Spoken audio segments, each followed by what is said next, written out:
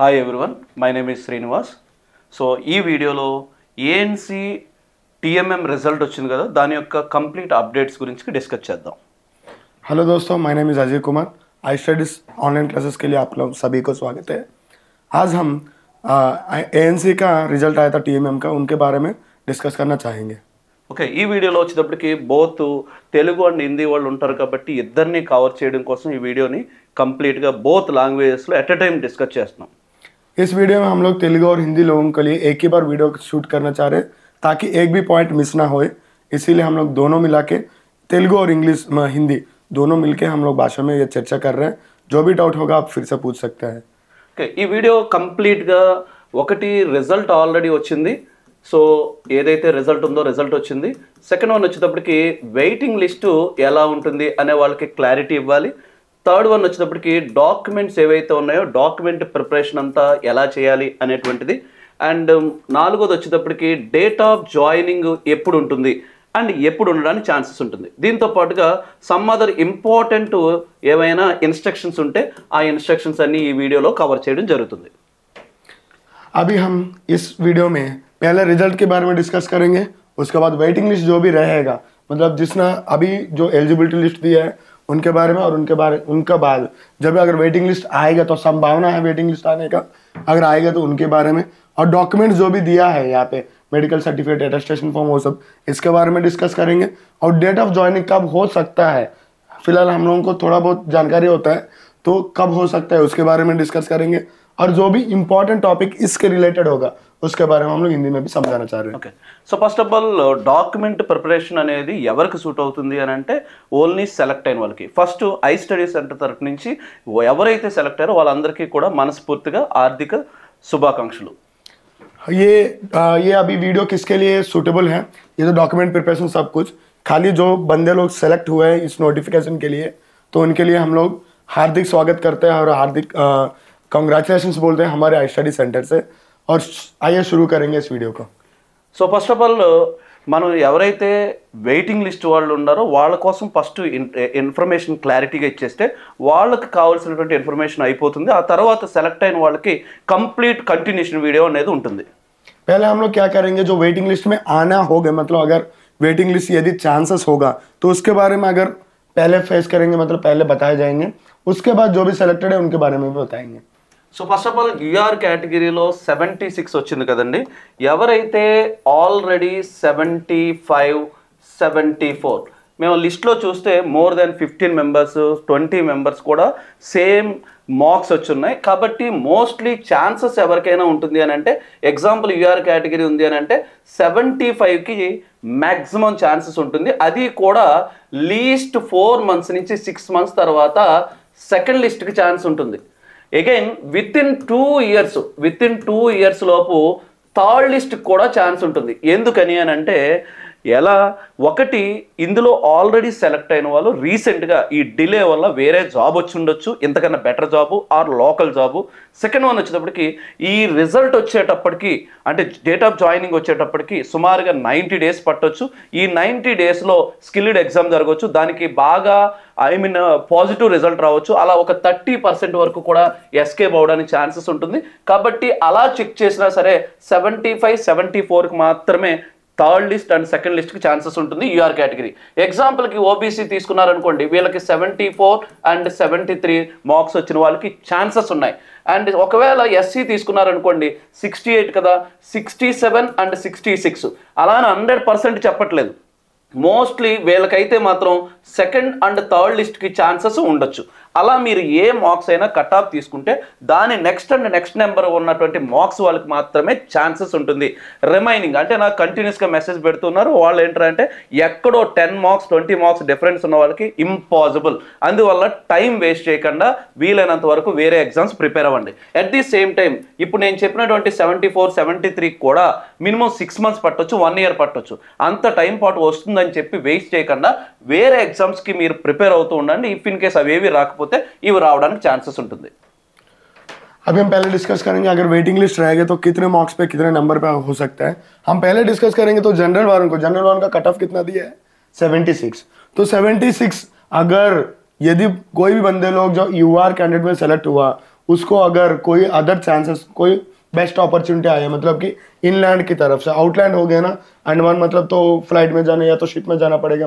कई लोग सोचेंगे कि यार इंग्लैंड में रहेंगे, कोई नौकरी लगे, तो ऐसा कोई बंदे को नौकरी लग गया, अगर वो उससे भी बेहतरीन लेवल का होगा, ये तो लेवल 1 की है जॉब, अगर उससे भी बेहतरीन लेवल का होगा तो उनके लिए, अगर वो क्या सोचता है यार इंग्लैंड में रहूंगा और अच्छा खासा नौकरी भी मिल गया तो इसको छोड़ देगा, ऐसा अगर छोड़ेंगे तो उनका कट ऑफ ज़्यादा से ज़्यादा बनेगा तो 75-74। अगर छोड़ दिया, यदि बंदे ने छोड़ दिया, उसके बाद जो भी नंबर्स, 1-2 नंबर्स है ना, उसको आने का संभावना है, हम ये नहीं बोल रहे कि आपको पक्का आएगा, वो भी 1-2 बंदे को ही, मतलब ज़्यादा से ज़्यादा चांसेस है।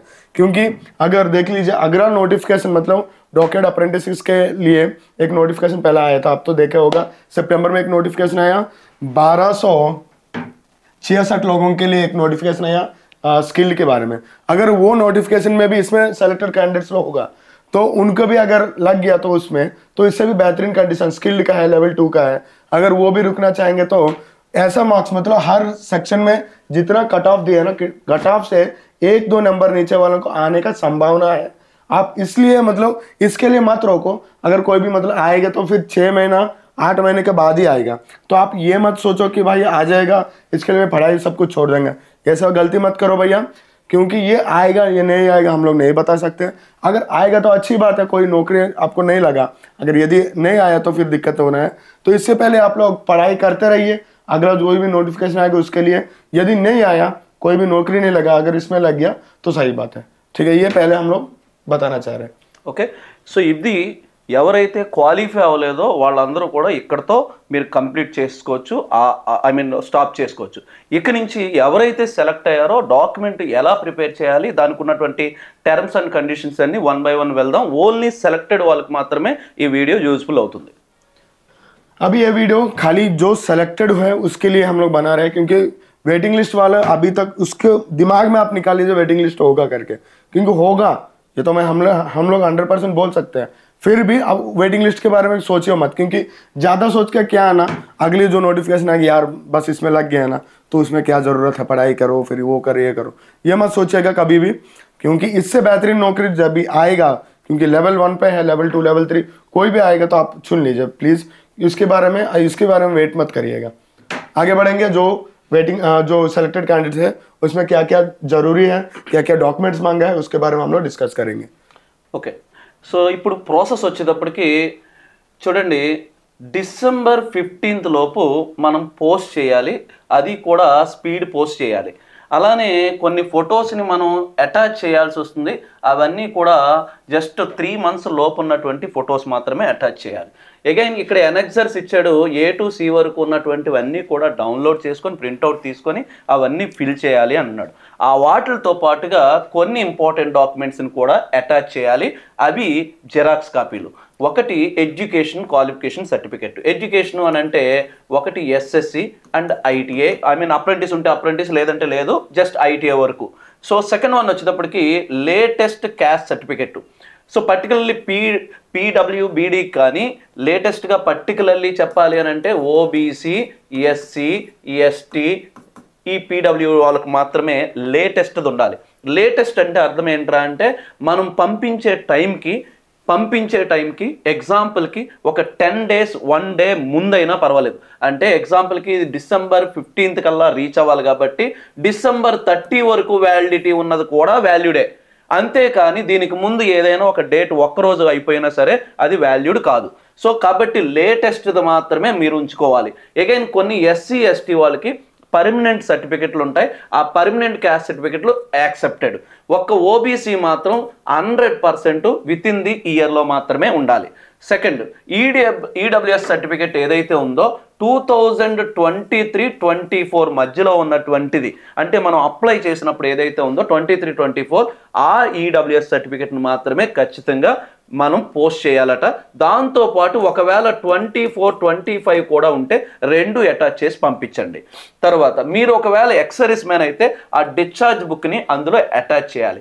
సో ఒకవేళ మీరు ఆల్రెడీ ఎగ్జిస్టింగ్ ఎంప్లాయ్ అయ్యి ఉంటే సో యాక్సెప్టెన్సీ సర్టిఫికెట్ అండ్ రిజిగ్నేషన్కి ఉంటుంది, ఆ సర్టిఫికెట్ను కూడా మెన్షన్ చేయాలి. దీంతో పాటుగా ఒక 10 latest passport size colour photos, ఏంటంటే పాస్పోర్ట్ సైజు 10 ఫొటోస్ని ఖచ్చితంగా అందులో ఇంక్లూడ్ చేయాలి. దాంతో పాటుగా ఒక ఆధార్ కార్డు జిరాక్స్ని ఏం చేయాలి అని అంటే దాంట్లో అటాచ్ చేయాలి.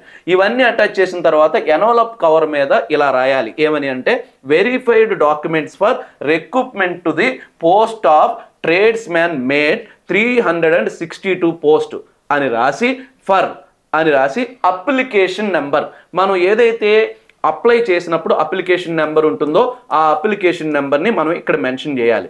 తర్వాత మీరు కనుక ఏ కేటగిరీ అయితే, ఎగ్జాంపుల్కి మీరు ఓబీసీ అయితే ఓబీసీ అని, ఎస్సీ అయితే ఎస్సీ అని, యూఆర్ అయితే యూఆర్ అని, ఎస్టీ అయితే ఎస్టీ అని, మీరు ఏ కేటగిరీలో ఈ పోస్ట్కి అప్లై చేశారో ఆ కేటగిరీని మెన్షన్ చేయాలి. మెన్షన్ చేస్తున్నప్పుడు ఒక ఇంపార్టెంట్ విషయం, మీరు అప్లై చేసినప్పుడు ఓబీసీలో అప్లై చేసి నిన్న రిలీజ్ చేసినటువంటి లిస్ట్లో మనకు ఒకవేళ యూఆర్లో సెలెక్ట్ అయి ఉంటే అయినప్పటికీ కూడా ఓబీసీయే మెన్షన్ చేయండి. ఒకవేళ మీరు అప్లై చేసినప్పుడు ఎస్సీలో అప్లై చేసి ఒకవేళ మీరు ఇప్పుడు యూఆర్లో సెలెక్ట్ అయి ఉంటే అయినప్పటికీ ఎస్సీ మాత్రమే మెన్షన్ చేయండి. సో ఇక్కడ ఇది రాసిన తర్వాత టు అడ్రస్ ఇది రాయాలి. క్లియర్? అర్థమైందా? అర్థం కలదా? సో హిందీలో చూద్దాం. हम अभी डिस्कस करना चाहेंगे जो नोटिफिकेशन अभी आपको रिलीज हुआ है लिस्ट में, और जो भी किसको कॉल लेटर आया होगा इसके बारे में, तो इसमें एक पॉइंट लिखा हुआ है कि पर्सनली सेलेक्टेड कैंडिडेट्स क्या क्या भरना है, क्या क्या डॉक्यूमेंट जरूरी है, क्या क्या पोस्ट करना है और कितने टाइम पे आना है, मतलब पहुंचने उधर, वो सब मेंशन किया. यहाँ पे दिसंबर 15 ये नोट कर लीजिएगा सब लोग. दिसंबर 15 मतलब यहाँ से दिसंबर 15 को हम लोग पोस्ट करेंगे तो हो जाएगा करके, ऐसा मत कभी भी सोचना, क्योंकि यहाँ से अंडमान जाने के लिए ना कम से कम मतलब इनलैंड आउटलैंड मतलब अंडमान जाने के लिए कम से कम आपको 7 दिन लगेगा. ठीक है, 7 दिन लगेगा. ये ध्यान रख के इससे पहले मतलब 7 दिन पहले वाले डेट पे ही आप लोग पोस्ट करने के लिए सोचो, ताकि ये 15 दिसंबर के अंदर पहुंचना चाहिए, पहली रूल है. और उसके बाद अपेंडिक्स A to C जो सेलेक्टेड कैंडिडेट्स को ये जो लिस्ट में दिया हुआ है, जो अपेंडिक्स A B C ये डॉक्यूमेंट्स भर के उसके साथ 3 मंथ्स के अंदर मतलब 3 महीने के अंदर भी जो कुछ भी फोटो निकाला ना, वो फोटोज उसके साथ अटैच करके सभी डुप्लीकेट के साथ 2 सेट मतलब कि एक ओरिजिनल सेट उसके साथ एक कॉपी सेट 2 करके उसको भेजना पड़ेगा. और उसमें क्या क्या चाहिए इसमें दिया हुआ है एसेंशियल पहले एजुकेशनल क्वालिफिकेशन के बाद में सोच रहे पहले आप जो भी एप्लीकेशन के टाइम पे दिया हो, या तो मतलब एसएससी दिया होगा, उसके बाद आईटीआई दिया होगा, अगर यदि आप +2 किया होगा तो +2 भी उसमें मेंशन किया हो, मतलब कि एप्लीकेशन के टाइम पे तभी देना, या तो मत देना. अगर अप्रेंटिस भी हो उस टाइम पे अगर मेंशन किया होगा तभी इसको अप्रेंटिस में भी डाल लीजिएगा. और उसके बाद लास्ट कैस्ट सर्टिफिकेट, मतलब आपने जो अप्लाई करने के टाइम पे आपके पास जो भी कैस्ट सर्टिफिकेट के होगा, उसके साथ ही साथ जो भी 2025 में जो भी लिया होगा कैस्ट सर्टिफिकेट, अगर नहीं लिया तो वो अभी 2025 में अभी ले लीजिए कैस्ट सर्टिफिकेट, क्योंकि 7 दिन से ज़्यादा नहीं लगेगा, वो सर्टिफिकेट भी ले लीजिए, उसके साथ भेजना पड़ेगा. यदि आप EWS हो, EWS मतलब ये 23-24 किस लिए मांगा है, ये नोटिफिकेशन जब आया था 23 के एंड पे या 24 में आया था, तो इसकी वजह से वो वाला कैस्ट सर्टिफिकेट EWS सर्टिफिकेट मांग रहा है. क्योंकि अगर आपका पापा का कुछ इनकम बढ़ गया होगा तो EWS से निकाल गया होगा अभी, पर पहले आप जब अप्लाई करने के टाइम पे आपका EWS उसमें हो, तो इसकी वजह से वो भी मांगा है. यदि आपके पास 2024 और 25 का भी होगा ना तो वो भी भेज सकते हैं आप. दोनों मिला के पक्का 2023 और 24 का होना चाहिए. और उसके बाद डिस्चार्ज बुक, जो भी एक्स सर्विसमैन है इसका अप्लाई किया होगा और सेलेक्टेड है तो उनके लिए डिस्चार्ज बुक होगा. वो डिपार्टमेंट में जिस डिपार्टमेंट में उन्होंने निकल के आया था, मतलब छोड़ के आया था या रिटायरमेंट लेके आया था, वो डिस्चार्ज बुक भी लेके मतलब उसका जेरॉक्स कॉपी लगाना पड़ेगा. उसके बाद जो भी यदि कोई यूएसएल का मतलब कुछ भी इस लेवल का पोस्ट के लिए क्वालिफाई मतलब पहले नौकरी कर रहे हैं और इस पोस्ट के लिए अप्लाई किया, तो वहाँ से एक्सेप्टेंस या रिजिग्नेशन सर्टिफिकेट जो पहले अगर नौकरी कर रहे हो उनसे लेके आना पड़ेगा, या तो टेक्निकल रिजिग्नेशन होता है, ये पहले एनओसी लगा के लेना पड़ेगा. वो सब मतलब ये दोनों डॉक्यूमेंट्स अगर होगा तो इसको भी अटैच कर लीजिएगा, इसका कॉपी 2 कॉपीज होगा. और यहाँ पे 10 passport size with blue background होना चाहिए. कौन सा? ब्लू बैकग्राउंड होना चाहिए. वो वाला फोटोज 8 या 10 जरूरी होगा, वो भी लगा दीजिए. उसके साथ 2 सेट ऑफ आधार कार्ड का जेरॉक्स भी लगाना पड़ेगा. और लगाने के बाद ये जो भेज रहा है आप जब एनवलप का अंदर रख के भेजोगे ना, तो मैक्सिमम आप A4 साइज वाला एनवलप ले लीजिएगा, ताकि फोल्ड करके वो सब मतलब अलग लगेगा, उसको भी देखने में अच्छा नहीं लगेगा, क्योंकि वो फोल्ड निकाल के वो सब करना पड़ेगा। तो इससे पहले A4 साइज वाला एनवलप आपको मिलेगा, वो जाके दुकानदार को पूछने से मिल जाएगा, बुक स्टोर में सब में मिलेगा, और वो थिक भी रहेगा। इसकी वजह से डॉक्यूमेंट कुछ भी हो जाए या तो फोल्ड कर लीजिए, कैसे भी फेंक दिया जाए, वो खराब नहीं होता, एनवलप खराब नहीं होता, तो हमारे डॉक्यूमेंट भी सेफ सलामत रहेगा, ठीक है। और वो भी उसके ऊपर ये verified document for recruitment of the post of tradesman, ये ऊपर हेडिंग होना चाहिए। उसके बगल में ये भी लिखना है for the post offer.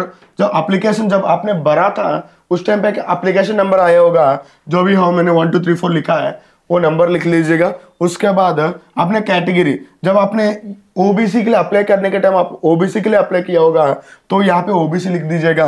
SC के लिए होगा, एससी में लिख दीजिएगा, एसटी एसटी, यूआर यूआर। यदि आप अगर सेलेक्टेड हुआ लिस्ट में, आप ओबीसी का अप्लाई किया पर आप सेलेक्टेड हो यूआर में, अनरिजर्व में सेलेक्ट हुआ, फिर भी आपको लोग क्या लिखना पड़ेगा, या जो आपने कैस्ट के लिए अप्लाई किया था वही लिखना पड़ेगा। बाकी वो जो सेलेक्ट हुआ था ना, उससे लेने देने नहीं आपको, बस आपको कौन सा कैटेगरी आपने अप्लाई किया था वो लिखना है यहाँ पे, बस। और लिखने के बाद ये जो टू एड्रेस होना चाहिए ना, फ्रॉम तो आपका लिखोगे, टू एड्रेस जो है इस एड्रेस पे भेजना है आप लोगों को। ये भूलना मत, ये जो भी डॉक्यूमेंट्स है ना, वो सब 15 दिसंबर 2025 से पहले वहां पे पहुंच रहा है, ये बात याद रख लीजिएगा बेटा। ఓకే, ఇక్కడ రెండు ఇంపార్టెంట్ ఉన్నాయి. ఒకటి వచ్చేటప్పటికి ఈ సెట్స్ అన్నీ కూడా 2 సెట్స్ ఉండాలి. సెకండ్ వన్ వచ్చేటప్పటికి 15th రీచ్ అవ్వాలి అని అంటే, 15th కన్నా బిఫోర్ రీచ్ అవ్వాలి అని అంటే, ఎగ్జాంపుల్కి విశాఖపట్నం నుంచి కాదు, ఏపీలో ఎక్కడి నుంచి అయినా సరే లీస్ట్ 7 days పడుతుంది. కాబట్టి బిఫోర్ 7 days అంటే ఒక 10 days బిఫోర్ అయినా సరే, working days, particularly working days అంటే పబ్లిక్ హాలిడే లీడ్లతో సంబంధం లేకుండా 7 వర్కింగ్ డేస్ బిఫోర్ ఉండేలాగా మనం పోస్ట్ చేయడానికి ట్రై చేయండి. అలానే ఫొటోస్ ఏవైతే ఉన్నాయో బ్లూ బ్యాక్గ్రౌండ్ ఉండేలా చూడండి. ఎన్వలప్ కవర్ ఏదైతే ఉందో అది A4 కవర్ని తీసుకొని ఆ కవర్లో ఫోల్డ్ చేయకుండా, ఇప్పుడు ఏవైతే డాక్యుమెంట్స్ ఉన్నాయో ఏటిని కూడా ఫోల్డ్ చేయకుండా డైరెక్ట్గా అందులో పెట్టడానికి ట్రై చేయండి. సో నెక్స్ట్ ప్రాసెస్కి వెళ్దాం. సో మెడికల్ ఎగ్జామినేషన్ అని ఒక ఫామ్ ఇచ్చాడు. ఇందులో మీరు లేటెస్ట్ ఫోటో ఏదైతే ఉందో ఆ ఫోటోని పేస్ట్ చేస్తారు.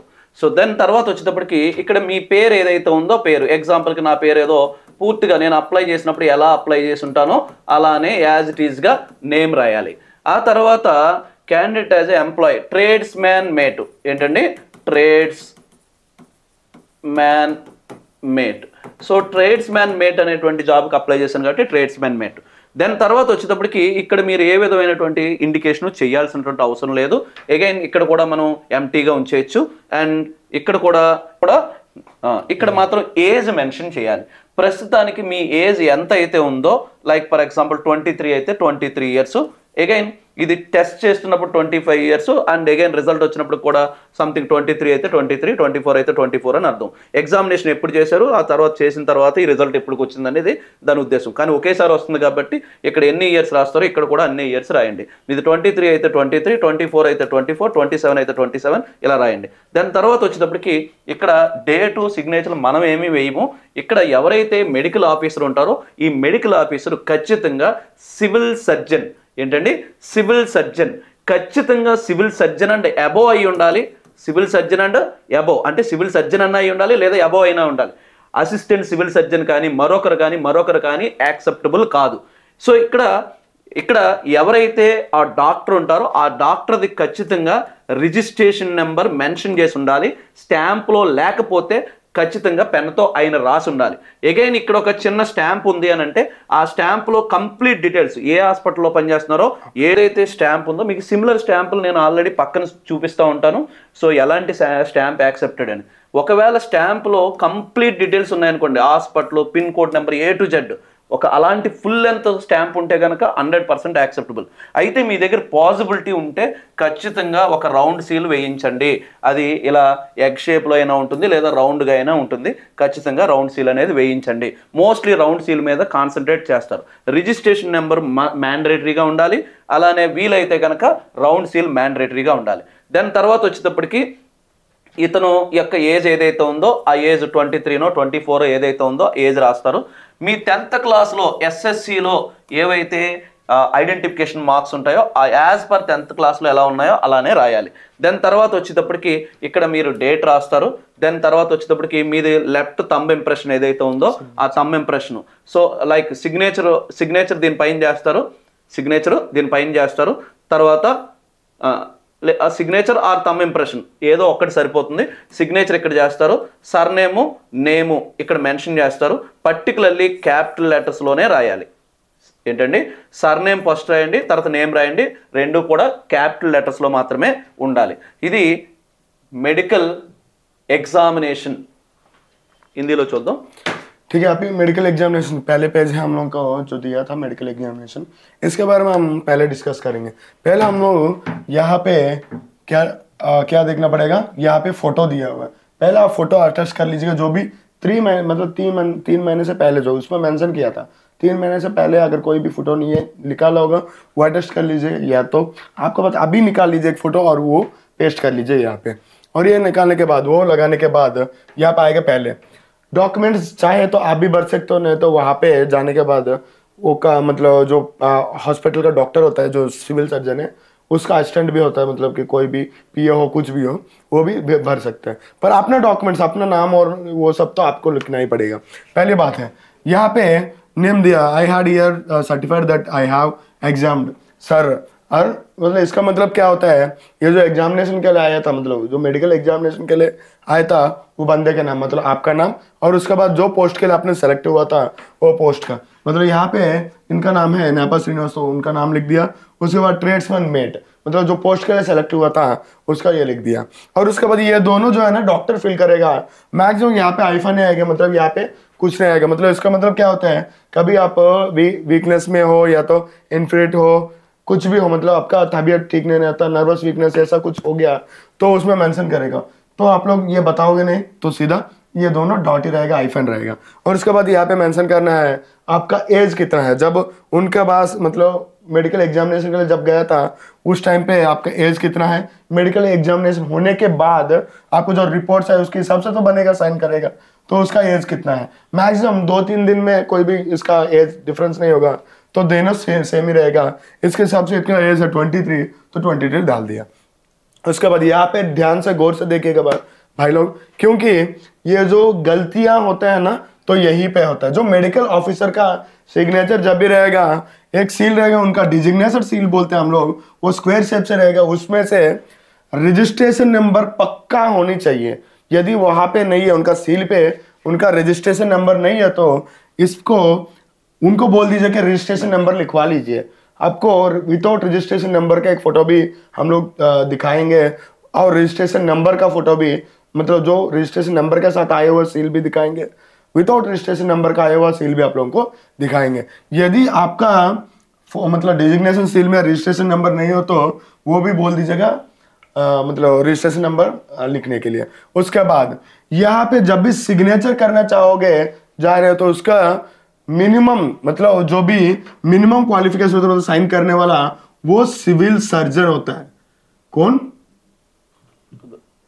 वो सिविल सर्जन होना ही चाहिए. सिविल सर्जन से नीचे मतलब कोई भी सिविल असिस्टेंट सर्जन होता है, या तो सिविल नॉर्मल सर्जन एमडी, इनका मतलब एमडी मतलब मास्टर ऑफ इन डायलिसिस और समथिंग कुछ होता है ना, उनका भी एक्सेप्ट नहीं होता. खाली सिविल सर्जन का एक्सेप्ट होता है, या तो मेडिकल ऑफिसर. जो मेडिकल ऑफिसर होता है कौन, पूरा डिपार्टमेंट को हेड होता है, या तो हॉस्पिटल का कोई गवर्नमेंट हॉस्पिटल का हेड होता है उनका ही एक्सेप्ट होगा. तो ये बात याद रख लीजिएगा. एमबीबीएस पूरा करने वालों को भी रजिस्ट्रेशन नंबर रहता है, पर वो एक्सेप्ट नहीं होगा. उसमें मेंशन कर लिया रहेगा कि सिविल सर्जन है करके उनका डिजिग्नेशन स्टाम्प में. उसके साथ साथ यहाँ पे राउंड सील होना जरूरी है. नेवी में ज्यादा से ज्यादा पूछेगा, राउंड सील होना जरूरी है. I had year certified that the best of my knowledge in belief is, यहाँ पे आपका एज लिख लीजिएगा 23 ईयर्स या कुछ भी हो, आपका एज लिख लीजिएगा. उसके बाद यहाँ पे जो आइडेंटिफिकेशन मार्क्स दिया हुआ है ना, तो आइडेंटिफिकेशन मार्क्स ऑलवेज जब एसएससी में आप भरने के टाइम पे एसएससी में लिखा होगा 2 पॉइंट्स लिखना पड़ेगा वहाँ पे भी, वही 2 यहाँ पे लिख दीजिएगा. उसके बाद यहाँ पे आपका सिग्नेचर और थंब इम्प्रेशन यहाँ पे लगाइए. उसके बाद लगेगा आपका जो पर्सन ये पोस्ट के सेलेक्ट हुआ उनका, और आपका सिग्नेचर या थंब इम्प्रेशन लगा दीजिए। उसके बाद सरनेम एंड नेम, आपका सरनेम जो होगा, सरनेम और नेम दोनों कैपिटल में लिखना चाहिए। यहाँ पे मेंशन किया कैपिटल में लिखना चाहिए। और कौन सा डेट में आप भर रहे हो ना फॉर्म, ये वाला फॉर्म, वो डेट लिख दीजिएगा। यहाँ पे जो डेट दिया हुआ है यहाँ पे दोनों मैच होना चाहिए, यह बात याद रख लीजिएगा। उसके बाद मैक्सिमం ఈ మెడికల్ ఎగ్జామినేషన్ సర్టిఫికేట్ ఏదైతే ఉంటుందో డిస్ట్రిక్ట్ హెడ్ క్వార్టర్స్లో మెయిన్ హాస్పిటల్ ఏదైతే ఉంటుందో, లైక్ వైజాగ్ అయితే కేజీహెచ్, లైక్ అనకాపల్లి అయితే దాని యొక్క హెడ్ క్వార్టర్ డిస్ట్రిక్ట్లో ఉన్నటువంటి మెయిన్ హాస్పిటల్ ఏదైతే ఉంటుందో అక్కడ మాత్రమే ప్రయారిటీ, ఫస్ట్ ప్రయారిటీ ఇవ్వండి। ये जो मेडिकल एग्जामिनेशन, इसके बारे में बताना भूल गए भैया। जब ये मेडिकल एग्जामिनेशन करवा रहे हो ना, उसमें एक बात याद रख लीजिएगा, ये जो मेडिकल एग्जामिनेशन सिविल सर्जन जो होता है ना, ज़्यादा से ज़्यादा डिस्ट्रिक्ट मेडिकल हेडक्वार्टर्स में रहेगा। तो अब ये यह बात याद रख लीजिएगा, जो भी साइन करवा रहे हो ना वो मेडिकल सर्टिफिकेट ज़्यादा मेडिकल जो डिस्ट्रिक्ट हेडक्वार्टर्स में जाइए, आपको तुरंत मिल जाएगा वहाँ का सिविल सर्जन या तो मेडिकल ऑफिसर, ठीक है। और उसके बाद अगला फॉर्म देखेंगे। సో నెక్స్ట్ మరొక ఫామ్ ఇచ్చాడు, క్యాండిడేట్ స్టేట్మెంట్స్ అండ్ డిక్లరేషన్ ఇచ్చాడు। సో ఇందులో వచ్చేటప్పటికి వెరీ సింపుల్। సో ఫస్ట్ నేము చూడండి, సో బ్లాక్ లెటర్స్లో ఉండాలి, క్యాపిటల్ లెటర్స్లో ఉండాలి। మీ నేమ్ ఏదైతే ఉందో ఫుల్ నేమ్ రాయండి as per application and 10th। So దాని తర్వాత వచ్చేటప్పటికి ఈ ప్రజెంట్ మీ ఏజ్ ఎంత ఉంది, అలానే ప్లేస్ ఆఫ్ బర్త్, అంటే మీ ఏజ్ 24 అయితే 24, 23 అయితే 23 మీ ఏజ్, అలానే మీరు ఎక్కడ పుట్టారు, పర్టికులర్లీ విశాఖపట్నం, కంచిరపాలెం, లేదంటే కోరమనపాలెం, స్టీల్ ప్లాంట్, లేదంటే అన్నవరం ఏదైతే ఉంటుందో ఆ ప్లేస్ని మెన్షన్ చేయండి। దాని తర్వాత మీకు ఏమైనా సమ్ డిసీజెస్ రాశాడు, అవి అన్నీ కూడా నో అని పెట్టండి। సో దాని తర్వాత వచ్చేటప్పటికి మరొక కొన్ని డిసీజెస్ రాశాడు, మ్యాక్సిమం నో పెట్టండి, సో ఉంటే తప్ప। దాని తర్వాత లాస్ట్ వ్యాక్సినేటెడ్, మనం కరోనా వచ్చిన తర్వాత నుంచి ఇది మెన్షన్ చేశారు కాబట్టి కరోనా వ్యాక్సిన్స్ 21లోను, 22లోను, 20లో కూడా మనకి మేబీ 21, 22లో అంటే 23లో కూడా వ్యాక్సినేషన్ చేశారు కాబట్టి ఏదో ఒక డేట్ ఆ నియర్ బై మీకు గుర్తుంటుంది, ఆ 3 వ్యాక్సిన్లో ఏదో ఒక డేట్ని మెన్షన్ చేయండి। దాని తర్వాత వచ్చేటప్పటికి మీకు ఇంకా ఏదో ఆస్తమా ఇలాంటివి ఏమైనా ఫైల్స్ ఇలాంటివి ఉన్నాయా అని అడుగుతున్నాడు, నో అని మ్యాక్సిమం పెట్టడానికి ట్రై చేయండి, ఒకవేళ ఉంటే అవి మెన్షన్ చేయండి। దాని తర్వాత ఏదైనా నర్వస్ సిస్టమ్ లేదంటే ఇలాంటి సిక్కి సంబంధించినవి ఏమైనా ఉన్నాయని అంటున్నాడు, అది కూడా నో పెట్టండి। తర్వాత మీరు ఏదైనా గవర్నమెంట్ ఎగ్జామ్స్కి సెలెక్ట్ అయ్యి ఫెయిల్ అయ్యారా మెడికల్ ఎగ్జామినేషన్స్లో అని అడుగుతున్నాడు, ఒకవేళ ఇంతకు ముందు మీరు దేనికైనా మీరు ఫిట్ అయ్యి ఉండుంటే ఎస్ అని రాయండి, అంటే ఇంతకుముందు ఏదో ఒక దానికి సెలెక్ట్ అయ్యారు, దాని మెడికల్ అయ్యింది అని అనుకోండి, ఎస్ అని రాయండి। ఒకవేళ మీరు ఇంతకుముందు ఏది లేదు, ఇదే ఫస్ట్ టైం అనుకోండి, నో అని రాయండి। So clear. So next one వచ్చేటప్పటికి 8th వన్ వచ్చేటప్పటికి ఫ్యామిలీ డీటెయిల్స్, పర్టికులర్లీ చూడండి, ఒకవేళ మీ ఫాదరు ప్రెసెంట్ మీతో పాటు ఉంటే ఈ కాలంలో నింపాలి, ఒకవేళ ఆయన ఆల్రెడీ కొన్ని రోజుల క్రితమే ఎక్స్పైర్ అయిపోయి ఉంటే ఈ కాలంలో రాయాలి। సో ఫస్ట్ ఒకవేళ మన దగ్గర మనతో పాటు ఉంటే కనుక ఆయన యొక్క ఏజ్, సమ్ ఎగ్జాంపుల్ 54 అయితే 54, ఆయన హెల్త్ కండిషన్ గుడ్ అయితే గుడ్। ఒకవేళ ఇంతకు ముందే ఎక్స్పైర్ అయిపోయి ఉంటే కనుక ఆ ఎక్స్పైర్ అయినప్పుడు ఏజ్ ఎంత ఉంది, ఎందుకని చనిపోయారు, అంటే ఎగ్జాంపుల్ క్యాన్సర్ వచ్చి లేదంటే మేజర్ ఏమైనా డిసీజెస్ వస్తే అవి మనకు రావడానికి ఛాన్సెస్ ఉంటుందన్న ఉద్దేశంతో ఇవి హిస్టరీ అడుగుతాడు। సో హిస్టరీ మ్యాక్సిమం ఒకవేళ ఇవే అయితే కనుక ఇదే రాయండి। దాని తర్వాత నెంబర్ ఆఫ్ బ్రదర్స్, ఒకవేళ ఒక బ్రదర్ అయితే ఒకరని, ఇద్దరు బ్రదర్ అయితే ఇద్దరని రాయండి, 1 or 2 ఏదైతే ఉందో అది మెన్షన్ చేయండి, ఒకరైతే ఒకరు లేదా ఇద్దరైతే ఇద్దరు, ముగ్గురు అయితే ముగ్గురు। కానీ ఈ బ్రదర్స్ 100% ఎలా అని అంటే లెస్ దాన్ 18 years అయి ఉండాలి। సో 18 years కన్నా తక్కువ గల బ్రదర్స్ యొక్క డీటెయిల్స్ మాత్రమే మెన్షన్ చేయాలి, 18 years తర్వాత ఉన్నటువంటి బ్రదర్స్ యొక్క డీటెయిల్స్ మీరు మెన్షన్ చేయాల్సినటువంటి అవసరం లేదు। అలానే ఒకవేళ వాళ్ళ ఏజ్ 13 years ఒకరు, 17 years ఒకరు అని అనుకోండి, 13 years 17 years అని రాసి వాళ్ళ గుడ్ అండ్ గుడ్ ఏవైనా డిసీజెస్ ఉంటే వాటి గురించి మెన్షన్ చేయాలి, మ్యాక్సిమం గుడ్ అనే ఉంటుంది కాబట్టి గుడ్ అని రాస్తాం। దెన్ తర్వాత ఇదే మళ్ళీ ఒకవేళ మనతో పాటు ఒక బ్రదర్ పుట్టి మధ్యలో ఏదైనా డిసీజో ఏదైనా వచ్చిపోతే అది వాటి గురించి రాయాలి, మ్యాక్సిమం వాటి గురించి మెన్షన్ చేయకుండా ఉండడమే మంచిది।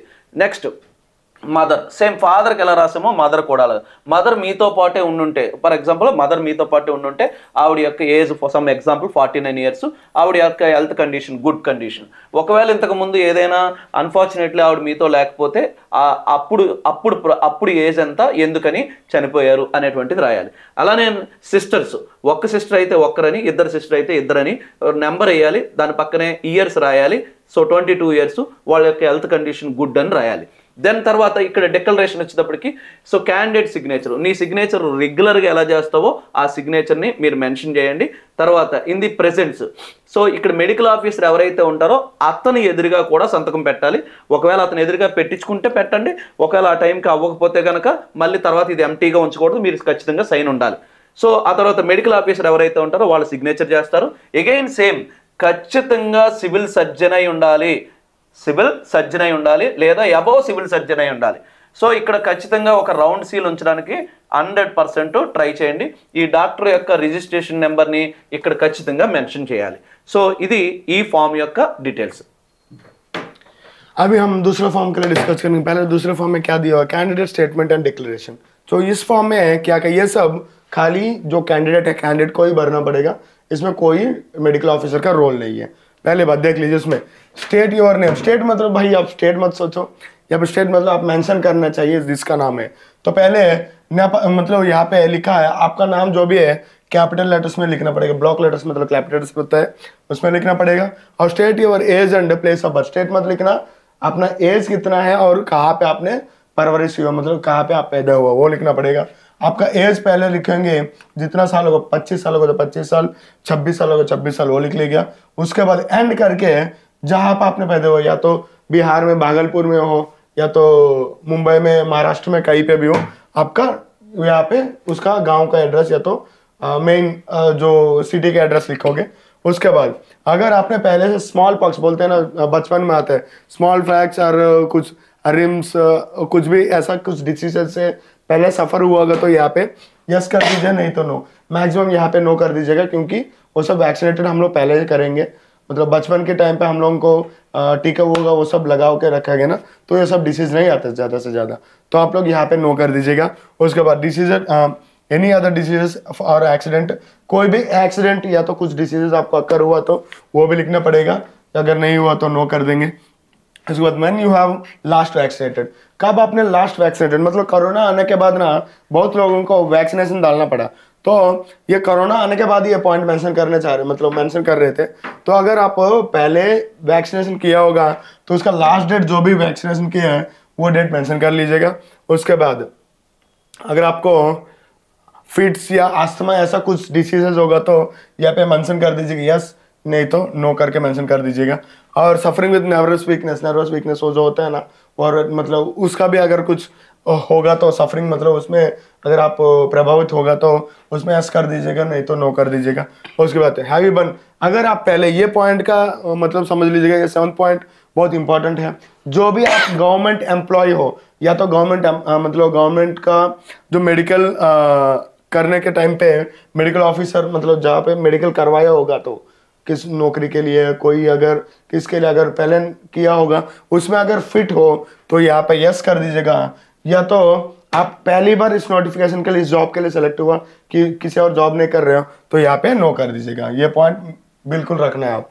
और उसके बाद यहाँ पे है फैमिली डिटेल्स. आपको फैमिली जो भी डिटेल्स है यहाँ पे पूछ रहे हैं. पहला क्या है, फादर का डिटेल्स. अपना फादर लिविंग या डेथ हो गया, मतलब आपका फादर अभी आपके साथ जी रहे या तो उनका मौत हो गया. अगर जी रहे तो लिविंग की कॉलम पे डाल दीजिएगा उसका एज कितना. अगर मान लीजिए उसका एज 54 है तो 54 ईयर्स वाई लिख दीजिएगा.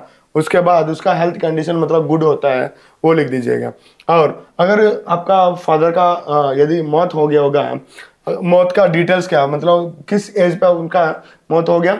उसके बाद काज ऑफ डेथ, अगर नॉर्मली डेथ हुआ तो नॉर्मल डेथ लिखेंगे, अगर एक्सीडेंट हुआ तो एक्सीडेंट लिखेंगे, या कुछ डिसीजेज से उसका मौत हो गया तो उसका डिसीज भी लिखना पड़ेगा. उसके बाद यहाँ पे है दूसरा कॉलम में ब्रदर. आपका कोई भी भाई लोग होगा तो भाई होगा तो स्पेशली, बहन के बारे में नीचे दिया हुआ. अगर भाई होगा तो यदि या एक और 2 भाई है, 2 भाई का डिटेल्स मेंशन करना है. ये पॉइंट याद कर लीजिएगा, लेस देन 18 ईयर्स होगा तो ही यहाँ पे मेंशन करना है. मतलब 18 साल के नीचे होने वाले को ही यहाँ पे मेंशन करना पड़ेगा. अगर मेंशन किया तो ज़्यादा हो, मतलब 18 साल से ऊपर होने वाले को भी अगर मेंशन किया है तो कोई प्रॉब्लम नहीं है. आपका रिजेक्ट मतलब ये रिजेक्ट नहीं, एक्सेप्ट नहीं करेगा, इससे कुछ लेना देना नहीं है उनको. रिजेक्ट मतलब एक्सेप्ट नहीं करेगा, उससे नोटिफिकेशन जॉब के लिए नहीं, बस इस पॉइंट उनको लेना देना नहीं है. अगर यदि 18 साल से मतलब 18 साल से बिलो कुछ कोई भी प्रिविलेज मिलेगा ना उनको भी मिलेगा। और उसके बाद आपका नीचे रो में आएगा तो कॉलम में मदर का डिटेल्स पूछा है, माँ का डिटेल्स, माँ का एज लिखेंगे, अगर 49 मान के लीजिए यहाँ पे 49 ईयर्स है, 49 उसका हेल्थ कंडीशन गुड है और गुड लिख देंगे। और अगर माँ का यदि डेथ हो गया या तो मौत हो गया तो उनका किस एज पे मौत हुआ और कारण क्या है, नेचुरल डेथ होगा तो नेचुरल लिख दीजिएगा, एक्सीडेंट कुछ भी होगा तो वो लिख दीजिएगा। उसके बाद अपना बहन के बारे में पूछा, तो छोटे बहन, बड़ा बहन, बड़ा बहन, अनमैरिड जो भी अभी तक शादी नहीं हुआ उसका एज से मतलब कोई लेना देना नहीं है हम लोगों को। यदि उनका शादी नहीं हुआ तो एज से रिलेटेड मतलब एज को छोड़ के आप लिख सकते हो, एज जितना भी आपसे बड़े भी हो कितना भी हो आप लिख सकते हो नॉर्मली, क्योंकि वो अपना डिपेंडेंट बनेगा। क्योंकि अगर शादी हो गया तो अपने जीजा जी के घर या आपके साले के घर चले जाओगे, नहीं तो आपका डिपेंडेंट में रहेगा। ये डिपेंडेंट डिटेल्स जैसा मान के चलेंगे। उसके बाद यहाँ पे है कैंडिडेट सिग्नेचर। फाइनली आपका सिग्नेचर जहाँ पे जैसे ऊपर करता है ना वैसा यहाँ पे सिग्नेचर करना पड़ेगा। और यहाँ पे मेन पॉइंट देख ले, साइंड इन माई प्रेजेंस, मतलब ये जो इन माई प्रेजेंस मतलब जो भी है मेडिकल ऑफिसर का सिग्नेचर, मेडिकल ऑफिसर का सामने यहाँ पे एक सिग्नेचर करना पड़ेगा। पहले आप यह कर लोगे, उसके बाद मेडिकल ऑफिसर के सामने भी यही सिग्नेचर करना पड़ेगा। और उसके बाद मेडिकल ऑफिसर यहाँ पे साइन करेगा, उसके बाद उनका डेजिग्नेशन सील आएगा विथ रजिस्ट्रेशन नंबर। यदि रजिस्ट्रेशन नंबर नहीं है, ऊपर जैसे बताया था वैसा रजिस्ट्रेशन नंबर नहीं है तो आप रजिस्ट्रेशन नंबर भी यहाँ पे डालना पड़ेगा। उसके साथ यहाँ पे राउंड सील आएगा, राउंड सील पक्का लेना है क्योंकि ये ऑफिस सील होता है, कभी तो राउंड सील लेना है। उसके बाद अगला ఇక్కడ ఒకసారి చూడండి, బ్రదర్స్ అండ్ సిస్టర్స్ అన్నప్పుడు బ్రదర్స్ అయితే మాత్రం ఖచ్చితంగా లెస్ దాన్ 18 ఇయర్స్ వాళ్ళు మాత్రమే మెన్షన్ చేయాలి. సిస్టర్స్ అయితే మాత్రం అన్మ్యారీడ్ గల వాళ్ళు నీకన్నా పెద్దవాళ్ళు అయినా సరే మెన్షన్ చేయాలి. సో ఇక్కడ చూడండి ఫిజికల్ ఎగ్జామినేషన్ అని ఉంది, దీన్ని మీరు టచ్ చేయొద్దు. కంప్లీట్గా ఇది only doctor or doctor assistants ఎవరైతే ఉన్నారో వాళ్ళు మాత్రమే ఫిల్ చేస్తారు. ये जो फिजिकल, अभी अगला पेज में आएंगे तो फिजिकल एग्जामिनेशन। ये जो फिजिकल एग्जामिनेशन में आप उसमें उंगली या तो पेन रखने का कोशिश भी मत करना, क्योंकि ये जो पूरा है ना डॉक्टर का असिस्टेंट जो होता है ये सब चेक करेगा, ताकि मतलब उसका वेट कितना है, आपका हाइट कितना है, आपका बॉडी टेम्परेचर कितना है, आपका एक्सपेंशन के बाद चेस्ट कितना आएगा, विदाउट एक्सपेंशन के चेस्ट कितना आएगा, ये सब पूरा खाली डॉक्टर का असिस्टेंट या डॉक्टर लिख सकते हैं। इसमें आप कुछ भी टच मत करना, कुछ भी। సేమ్ సర్క్యులేటరీ సిస్టమ్ కూడా ఏదైతే ఉందో ఇది కూడా ఓన్లీ డాక్టర్ మాత్రమే ఫిల్ చేస్తారు, డాక్టర్కి సంబంధించినటువంటి స్టాఫ్ మాత్రమే ఫిల్ చేస్తారు, మనం ఏమీ టచ్ చేయకూడదు. ఓన్లీ ఇక్కడ మాత్రం డాక్టర్ ఫైనల్గా ఈ టెస్ట్లు అన్నీ చేసిన తర్వాత ఫిట్ అన్ఫిట్ అని ఉంటుంది, 100% ఇది ఫిట్ అని ఉండాలి. ఇది ఒకటే మీరు గుర్తుపెట్టుకోండి.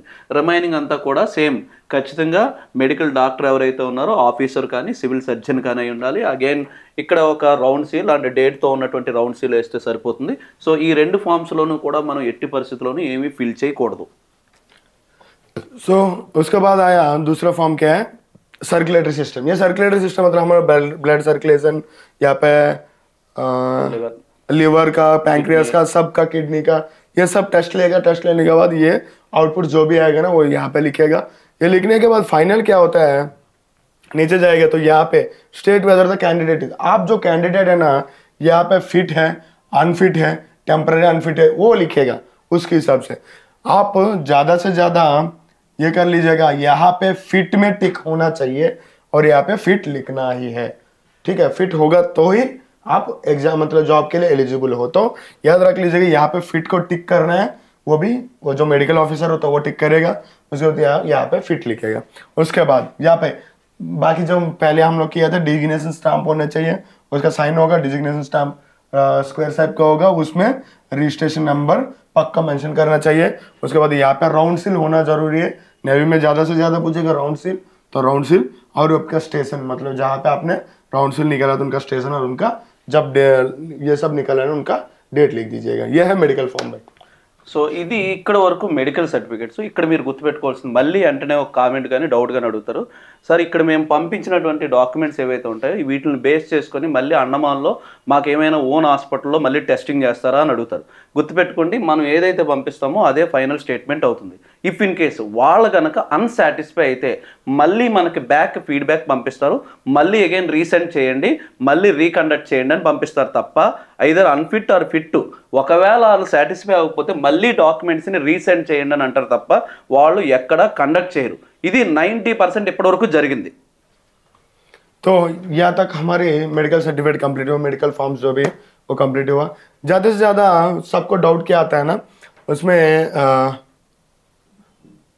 उसमें क्या बोलता है, सब लोग का क्वेश्चन क्या होता है, सर ये होने के बाद वापस जाने के बाद मेडिकल करेगा या नहीं करेगा.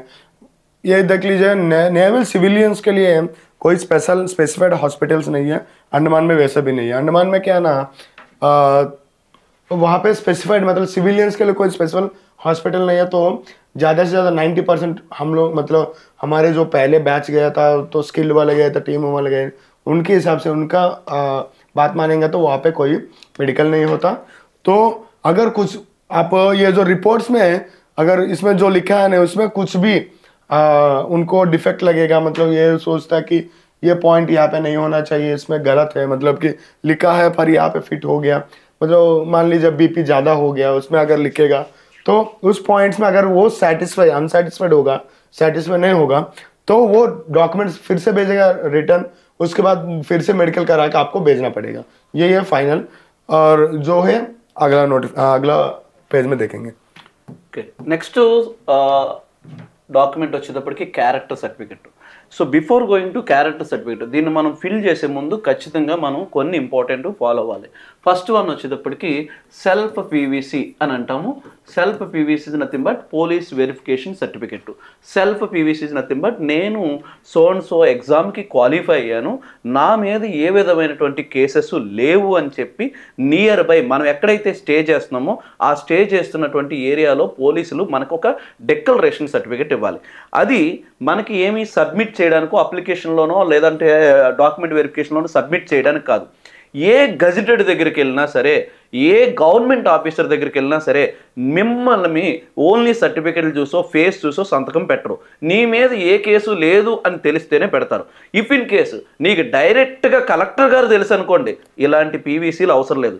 డైరెక్ట్గా జడ్జి గారు తెలుసు అనుకోండి, మీ ఫ్యామిలీ అనుకోండి, మీకు ఇలాంటి పీవీసీలు అవసరం లేదు. మీకు డైరెక్ట్గా మేమంటున్నటువంటి మెయిన్ సిగ్నేచర్ పర్సన్ కనుక direct face to face family అనుకోండి, వాళ్ళు మీకు కళ్ళు మూసుకొని బ్లైండ్గా పెడతారు. కానీ అలా ఎవరు ఉండరు కాబట్టి మెజారిటీ అందరూ కూడా సెల్ఫ్ పీవీసీ అప్లై చేసుకోండి. సెల్ఫ్ పీవీసీ ఎలా అప్లై చేయాలి అని అంటే మీరు ఏదైతే క్వాలిఫై అయ్యారో క్వాలిఫై అయినటువంటి లిస్ట్ని ప్రింట్అవుట్ తీసి దాన్ని హైలైట్ చేయాలి. దానితో పాటుగా మీరు ఏదైతే ఇప్పుడు ఈ కాల్ లెటర్స్ ఒకవేళ వస్తే కనుక కాల్ లెటర్, లేదు అంటే హైలైట్ చేయండి. ఒక లెటర్ రాయండి, నాకు సో అండ్ సో ఎగ్జామ్కి క్వాలిఫై అయ్యాను, నాకు సెల్ఫ్ పీవీసీ కావాలను అని చెప్పి, నా మీద ఏ కేసులు లేవు అని చెప్పి, నాకు ఒక సెల్ఫ్ పీవీసీ కావాలని చెప్పి మీరు దగ్గరలో ఉన్న మీ సేవకి వెళ్ళి చలానా పే చేసి ఆ చలానాను కూడా దాంతో అటాచ్ చేసి మీరు పోలీస్ స్టేషన్లో ఇస్తే 1 డే నుంచి 7 డేస్ లోపు పీవీసీ ఇస్తారు, డిపెండింగ్ అపాన్ మీ యొక్క దగ్గరలో ఉన్నటువంటి కేసెస్ యొక్క పెండింగ్ని బేస్ చేసుకొని. అది మీరు కూడా క్యారీ చేస్తే, పీవీసీ క్యారీ చేసిన వాళ్ళకి ఈ ప్రాసెస్ ఇమ్మీడియట్గా అయిపోద్ది. ఇఫ్ ఇన్ కేస్ పీవీసీ లేకపోతే సో మెనీ రికమెండేషన్స్ మరోటో డిలేనో అవుతాయి. కాబట్టి వీలైనంత వరకు పీవీసీ చేయించుకోండి, ఇది సేఫ్ సైడ్. పీవీసీ అంటే మళ్ళీ పోలీస్ కేసులు అంటే నా దగ్గర త్రిబుల్ డ్రైవింగ్ మీద ఒక కేసు పడింది సార్, లేదంటే హెల్మెట్ పెట్టుకోలేదని ఒక కేసు పడింది సార్, ఇలాంటి వాటిని ఏమి మనల్ని ఇబ్బంది పెట్టరు. పర్టికులర్లీ ఏంటండి పెద్ద మెయిన్ క్రైమ్లు అంటే రేప్ కేసు, మర్డర్ కేసు, పెద్ద కేసులు ఏమైనా ఉంటే అలాంటివి ఖచ్చితంగా సెటిల్ అయి ఉండాలి అనేది. అయితే ఇప్పుడు మీరు ఇక్కడ ఈ డాక్యుమెంటేషన్లో ఏం రాయాలి అని అంటే నేమ్ రాయాలి. మీది ఏదైతే నేమ్ రాశారో నేమ్ రాయండి, మీ ఫాదర్ నేమ్ రాయండి. ఇక్కడ ఎవరైతే gazetted officer or any government teacher or any government ఆఫీస్లో నార్మల్ గజెటెడ్ లేదా ఎవరైనా సరే ఇగో ఎనీ రెస్పాన్సిబుల్ గవర్నమెంట్ ఎంప్లాయ్ అని చెప్పాడు. పర్టికులర్లీ గవర్నమెంట్ ఎంప్లాయీల్లో ఎవరైనా అంటే పర్టికులర్లీ వీలైనంత వరకు గజెటెడ్ అయి ఉండాలి. స్కూల్ టీచర్ కానీ స్కూల్ హెడ్ మాస్టర్ కానీ, college teacher, inter college teacher కానీ, లేదు ఐటీఐ కాలేజీ యొక్క టీచర్ కానీ ఎవరో ఒకరు ఖచ్చితంగా దీన్ని సర్టిఫై చేస్తూ ఒక సిగ్నేచర్ చేయాలి. సిగ్నేచర్ చేసిన తర్వాత డేటు వాళ్ళ యొక్క స్టాంపు ఇక్కడ వేసిన తర్వాత మనం దీని మీద ఎవరు సిగ్నేచర్ చేయించాలి అని అంటే ఒకటి కలెక్టర్ సైన్ కానీ, జాయింట్ కలెక్టర్ సైన్ కానీ, సిట్టింగ్ జడ్జి కానీ, లేదు అని అనుకుంటే ఆర్డీఓ కానీ. నిజానికి చెప్పాలంటే ఈ ముగ్గురు పెట్టరు, ఓన్లీ ఆర్డీఓ గారు మాత్రమే పెడతారు. ఒకవేళ ఆర్డీఓ గారు పెట్టాలి అని అంటే దానికి ముందు ఎంఆర్ఓ గారు సంతకం పెట్టి ఉండాలి. ఎంఆర్ఓ గారు పెట్టాలి అని అంటే విఆర్ఓ గారు పెట్టుండాలి. విఆర్ఓ గారు పెట్టుండాలంటే విలేజ్ అయితే విఆర్ఏ ఏదో అంటారు, సో అతను పెట్టుండాలి. అంటే ఒక సీక్వెన్స్లో మీ గురించి మీరు ఎక్కడైతే నివసిస్తున్నారో ఆ అడ్రస్ని బేస్ చేసుకొని మీరు తెలుసని మీ విఆర్ఓ సంతకం పెట్టాలి, ఎంఆర్ఓ సంతకం పెట్టాలి. అవన్నీ ఇక్కడ పెడతారు. పెట్టిన తర్వాత ఫైనల్గా మీ డిస్టిక్ హెడ్ క్వార్టర్స్లో ఆర్డీఓ ఒకరు ఉంటారు. ఆ ఆర్డీఓ ఎవరైతే ఉంటారో వాళ్ళతో ఖచ్చితంగా ఒక పెద్ద సీల్ ఉంటుంది. ఆ సీలు ఏంటంటే 4 సింహాల స్టీల్ ఏదైతే ఉంటుందో ఆ సీల్ ఉంటుంది. ఇదే మెయిన్ ఏమంటారు, నార్మల్ గజిటెడ్ సైన్లు కాదు. ఇక్కడ నార్మల్ గజిటెడ్ సైన్ చేయించాలి, నార్మల్ గజిటెడ్ సైన్ చేయించాలి. That is nothing but school master కానీ హెడ్ మాస్టర్ కానీ స్కూల్ హెడ్ మాస్టర్ కానీ ఎనీ గవర్నమెంట్ ఎంప్లాయీ ఎవరైనా పెట్టాలి. ఆ తర్వాత విఆర్ఓ జస్ట్ ఫార్వర్డెడ్ అని చెప్పి కౌంటర్ సైన్లు పెడుతూ ఉంటారు. పెట్టిన తర్వాత ఎంఆర్ఓ గారు స్టాంప్ వేసినా వేయకపోయినా అతని గురించి రాసి ఫార్వర్డ్ చేస్తే అప్పుడు ఎవరు పెడతారు అని అంటే ఎవరు పెడతారండి, ఈ ఆర్డీఓ. ఒకవేళ మీకు కనుక కలెక్టర్ గారు కానీ జాయింట్ కలెక్టర్ గారు కానీ ఎనీ కోర్టు యొక్క జడ్జి కానీ మీ ఫ్యామిలీలో తెలిసిన వాళ్ళు ఉంటే వాళ్ళు ఎవ్వరు పెట్టినా ఎలిజిబులే. కాకపోతే ఇందులో ఎవరు పెట్టాలన్నా, ఈవెన్ దో విఆర్ఓ పెట్టాలన్నా ఎంఆర్ఓ పెట్టాలన్నా ఎవరు పెట్టాలన్నా నీ మీద ఏ కేసులు లేవు అని ఖచ్చితంగా అతనికి షో చేయాలి. మనం షో చేస్తేనే ఇక్కడ ఏమని రాస్తారంటే ఎస్ ఇతను 1 year నుంచి తెలుసు, 2 years నుంచి తెలుసు, 2 years అండ్ సో మంత్స్ నుంచి తెలుసు, 1 year అండ్ సో మంత్స్ నుంచి తెలుసు అని ఉంటుంది. వీలైనంత వరకు ఇది 1 year అండ్ అబోవ్ పెట్టించడానికి ట్రై చేయండి. మినిమం 1 year అండ్ అబోవ్ పెట్టిస్తే అది మనకి పోలీస్ వెరిఫికేషన్ జరిగినప్పుడు కొద్ది ఫాస్ట్గా జరుగుతుంది.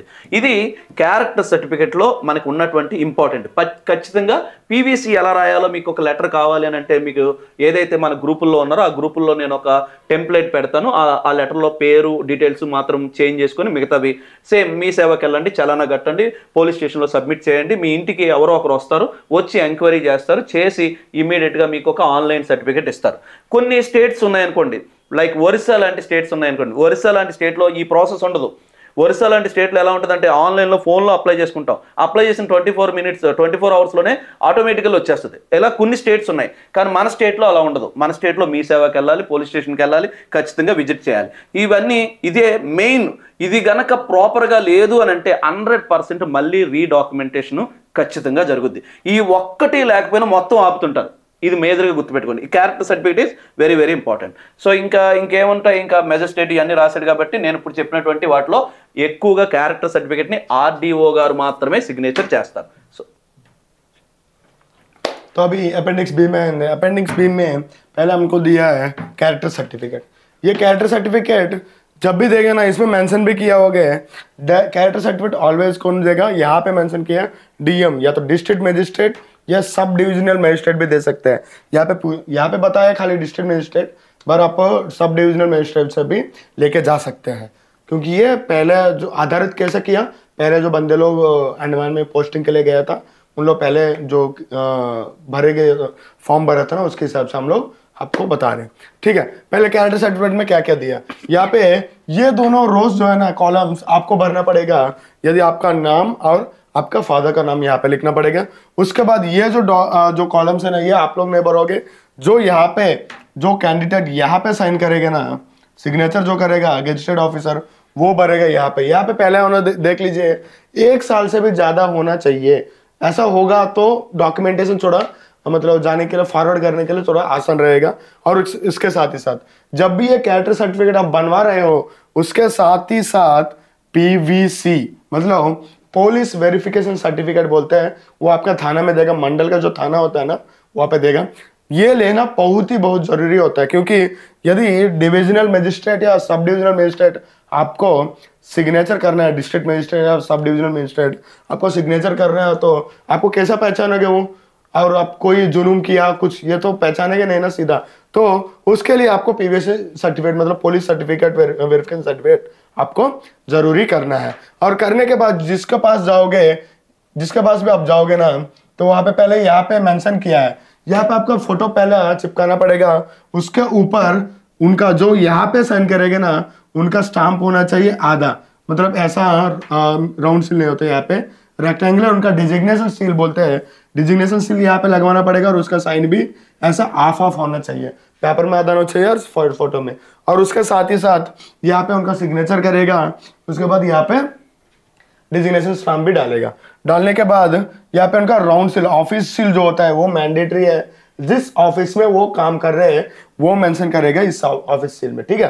तो ऑफिस सील यहाँ पे किसी का पे आप साइन ले सकते हो, या तो गवर्नमेंट टीचर हो, वेटरनरी डॉक्टर हो, या तो डिस्ट्रिक्ट डॉक्टर हो, किसी का भी जो गजेटेड ऑफिसर होता है ना, उन सभी का यहाँ पे साइन ले सकते हैं।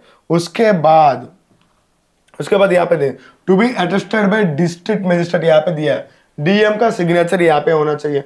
डीएम के पास जाओगे तो सीधा साइन नहीं करेगा वो, पहली बात है। डिस्ट्रिक्ट मजिस्ट्रेट या सब डिविजनल मजिस्ट्रेट, क्योंकि डिस्ट्रिक्ट मजिस्ट्रेट के पास इतना काम होता है आपको साइन करने के लिए, वो टाइम नहीं दे सकता, तो इसकी वजह से आप सब डिविजनल मजिस्ट्रेट के पास भी जा सकते हो, इसमें कोई गलती नहीं है। डिस्ट्रिक्ट मजिस्ट्रेट ज्यादा से ज्यादा अवेलेबल नहीं रहता, इसी की वजह से आप सब डिविजनल मजिस्ट्रेट मतलब आरडीओ मतलब ना डिविजनल ऑफिसर बोलते हैं उनको, ठीक है। डिविजनल ऑफिसर के पास जाके भी आप साइन कर सकते हो। तो वहां पे उनका पास जाने के एक प्रोसेस होता है। आप पहले एक लेटर लिखोगे, पर्सनल हैंड राइटिंग के साथ एक लेटर लिखोगे पहले, एक एमआरओ को मतलब मंडल रेवेन्यू ऑफिसर को लिखेंगे। वो लेटर लिखने के बाद लेटर के साथ ही साथ आप जो सेलेक्ट लिस्ट में आपका नाम हाईलाइट होते हुए एक पेज निकाल के उसके साथ अटैच करना पड़ेगा। उसके साथ ही साथ आपका डॉक्यूमेंट्स मतलब आपका एसएससी, आपका कास्ट सर्टिफिकेट, कास्ट में अपना नेटिविटी भी होता है तो नेटिविटी सर्टिफिकेट लगाना पड़ेगा। उसके साथ आपका आधार कार्ड, 4 डॉक्यूमेंट्स जो भी है आपका पर्सनल डॉक्यूमेंट्स उसको लगाना पड़ेगा और उसके साथ ये लेटर लिखना पड़ेगा। ये जो सर्टिफिकेट है ये 3 बनाना पड़ेगा, क्योंकि एक पहले एमआरओ ऑफिस के सामने रह जाएगा, क्योंकि पहला एक 3 डॉक्यूमेंट्स और उसके साथ एक लेटर अटैच करोगे एमआरओ का, वो लेटर और साइन करने के बाद एक डॉक्यूमेंट एमआरओ ऑफिस में रह जाएगा, क्योंकि बैकग्राउंड वेरिफिकेशन, बैकग्राउंड चेक के लिए जब जाएगा ना तो एमआरओ ऑफिस में भी जाएगा। कई ये बंदा फ्रॉड करके तो नहीं आएगा, फ्रॉड करके मतलब साइन मतलब एमआरओ को मान के किसी और को साइन करवा लिया, क्योंकि यहाँ पे स्टाम्प होना जरूरी है, स्टाम्प होता तो बस चल ही जाएगा।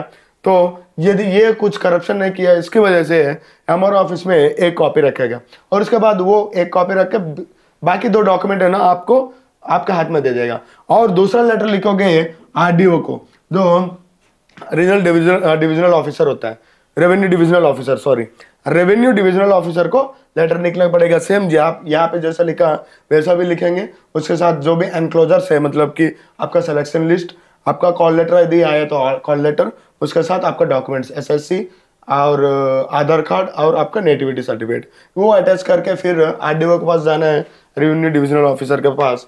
वो साइन करने के बाद वो भी एक डॉक्यूमेंट रखेगा। फाइनली आपको ये एक ही डॉक्यूमेंट देगा, उसको जेरोक्स करके रखना पड़ेगा। और जो भी डॉक्यूमेंट जो दे रहे हो ना उसके साथ ही साथ ये जो पीवीसी सर्टिफिकेट जो है ना वो देना जरूरी होता है। तो जब भी एमआरओ के पास जाओगे या आरडीओ के पास जाओगे उसके साथ ही साथ ये डॉक्यूमेंट भी अपलोड करो, तभी वो साइन करेगा, ठीक है। फाइनली ये जो डिविजनल ऑफिसर होता है ना, डीएम और आरडीओ जो मतलब सब डिविजनल मजिस्ट्रेट, उनका साइन और उनका डिजिग्नेशन स्टाम्प स्क्वायर टाइप का होता है वो डालेगा। इसके पास यहाँ पे ऑफिस सील मतलब ये आरडीओ मतलब डीएम या आरडीओ उनका ही सील लगेगा, वो राज मुद्रा बोलते हैं उसको। वो राउंड सील 4 सिम का मतलब वो जो बोलते हैं ना अशोक स्तंभ जैसा वैसा यहाँ पे लगना चाहिए। यही मैंडेटरी है। जो भी आप पहले नहीं देखा होगा तो हम लोग उसका फोटो भी यहाँ पे अपलोड करके दिखाएंगे, वो लगाना पड़ेगा। ये फाइनल मैंडेटरी है, ठीक है। और जब भी एमआरओ ऑफिस में आप सबमिट करोगे उस टाइम पे एक लेना ही चाहिए। अगर वो नहीं लिया तो डॉक्यूमेंट एंट्री करो, उसका नंबर भी लिखना चाहिए आपका और आप देना ही पड़ेगा आपको। और जैसे आरडीओ ऑफिस में जाओगे वहां पे एक डॉक्यूमेंट छोड़ना पड़ेगा ताकि बैकग्राउंड चेक में जाए तो कोई गड़बड़ ना हो। ये पेज तक यहाँ पे देखो, यहाँ पे लिखा है सिग्नेचर 1 कोई भी गेजेटेड ऑफिसर से चलेगा, पर सिग्नेचर 2 जो है यहाँ पे अटेस्टेड मतलब ये यहाँ पे मेंशन किया है divisional magistrate or equal along with the round seal. मतलब डिविजनल मजिस्ट्रेट का इक्वल रैंक जो बोलते हैं ना वो आरडीओ नहीं होता वैसा भी, पर आप सब डिविजनल मजिस्ट्रेट के पास भी जा सकते हैं, क्योंकि हम लोग पहले जो भी साइन करा के लेके गया था ना उनका ज्यादा से ज्यादा सब डिविजनल मजिस्ट्रेट ही लेके गए, ठीक है। ये అటెస్టేషన్ का फॉर्म का बारे में ఈ అటెస్టేషన్ ఫామ్ లో ఇక్కడ మనం సిగ్నేచర్ చేయించినప్పుడు కింద ఆల్రెడీ మెన్షన్ చేశారు, గజెటెడ్ ఆఫీసర్ ఖచ్చితంగా ఫోటోగ్రాఫ్ మీద సిగ్నేచర్ చేసి ఉండాలి. అగైన్ చూడండి, ఇక్కడ ఎవరైతే డిస్ట్రిక్ట్ మెజిస్ట్రేట్ ఉందో మెజిస్ట్రేట్ సైన్ చేసింది ఉండండి. అన్నీ మనం 2 ఫాములు మనం ప్రిపేర్ చేస్తాం కదా, ఈ ఒక్క ఫాము ఒక్కటి ఉన్నా యాక్సెప్టెడే, ఒకటి ఒరిజినల్ ఉండి ఇంకోటి జిరాక్స్ తీసినా సరే యాక్సెప్టెడ్. మిగతావన్నీ 2 ఉండాలి ఖచ్చితంగా.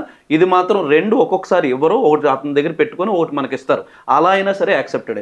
దాంతో పాటుగా పీవీసీ ఏదైతే ఉందో దాన్ని కూడా దీనికి ఇంక్లూడ్ చేసి ఖచ్చితంగా సిగ్నేచర్ చేయాలి. సిగ్నేచర్ చేసి దీంతో పాటు అటాచ్ చేయాలని ఆల్రెడీ పెట్టాడు.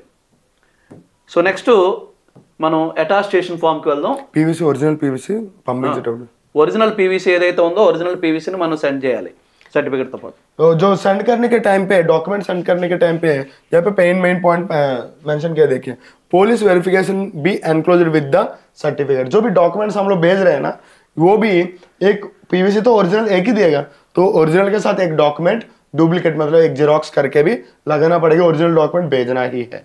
अब ये मत सोचो ओरिजिनल डॉक्यूमेंट नहीं भेजना, नहीं भेजना ही है।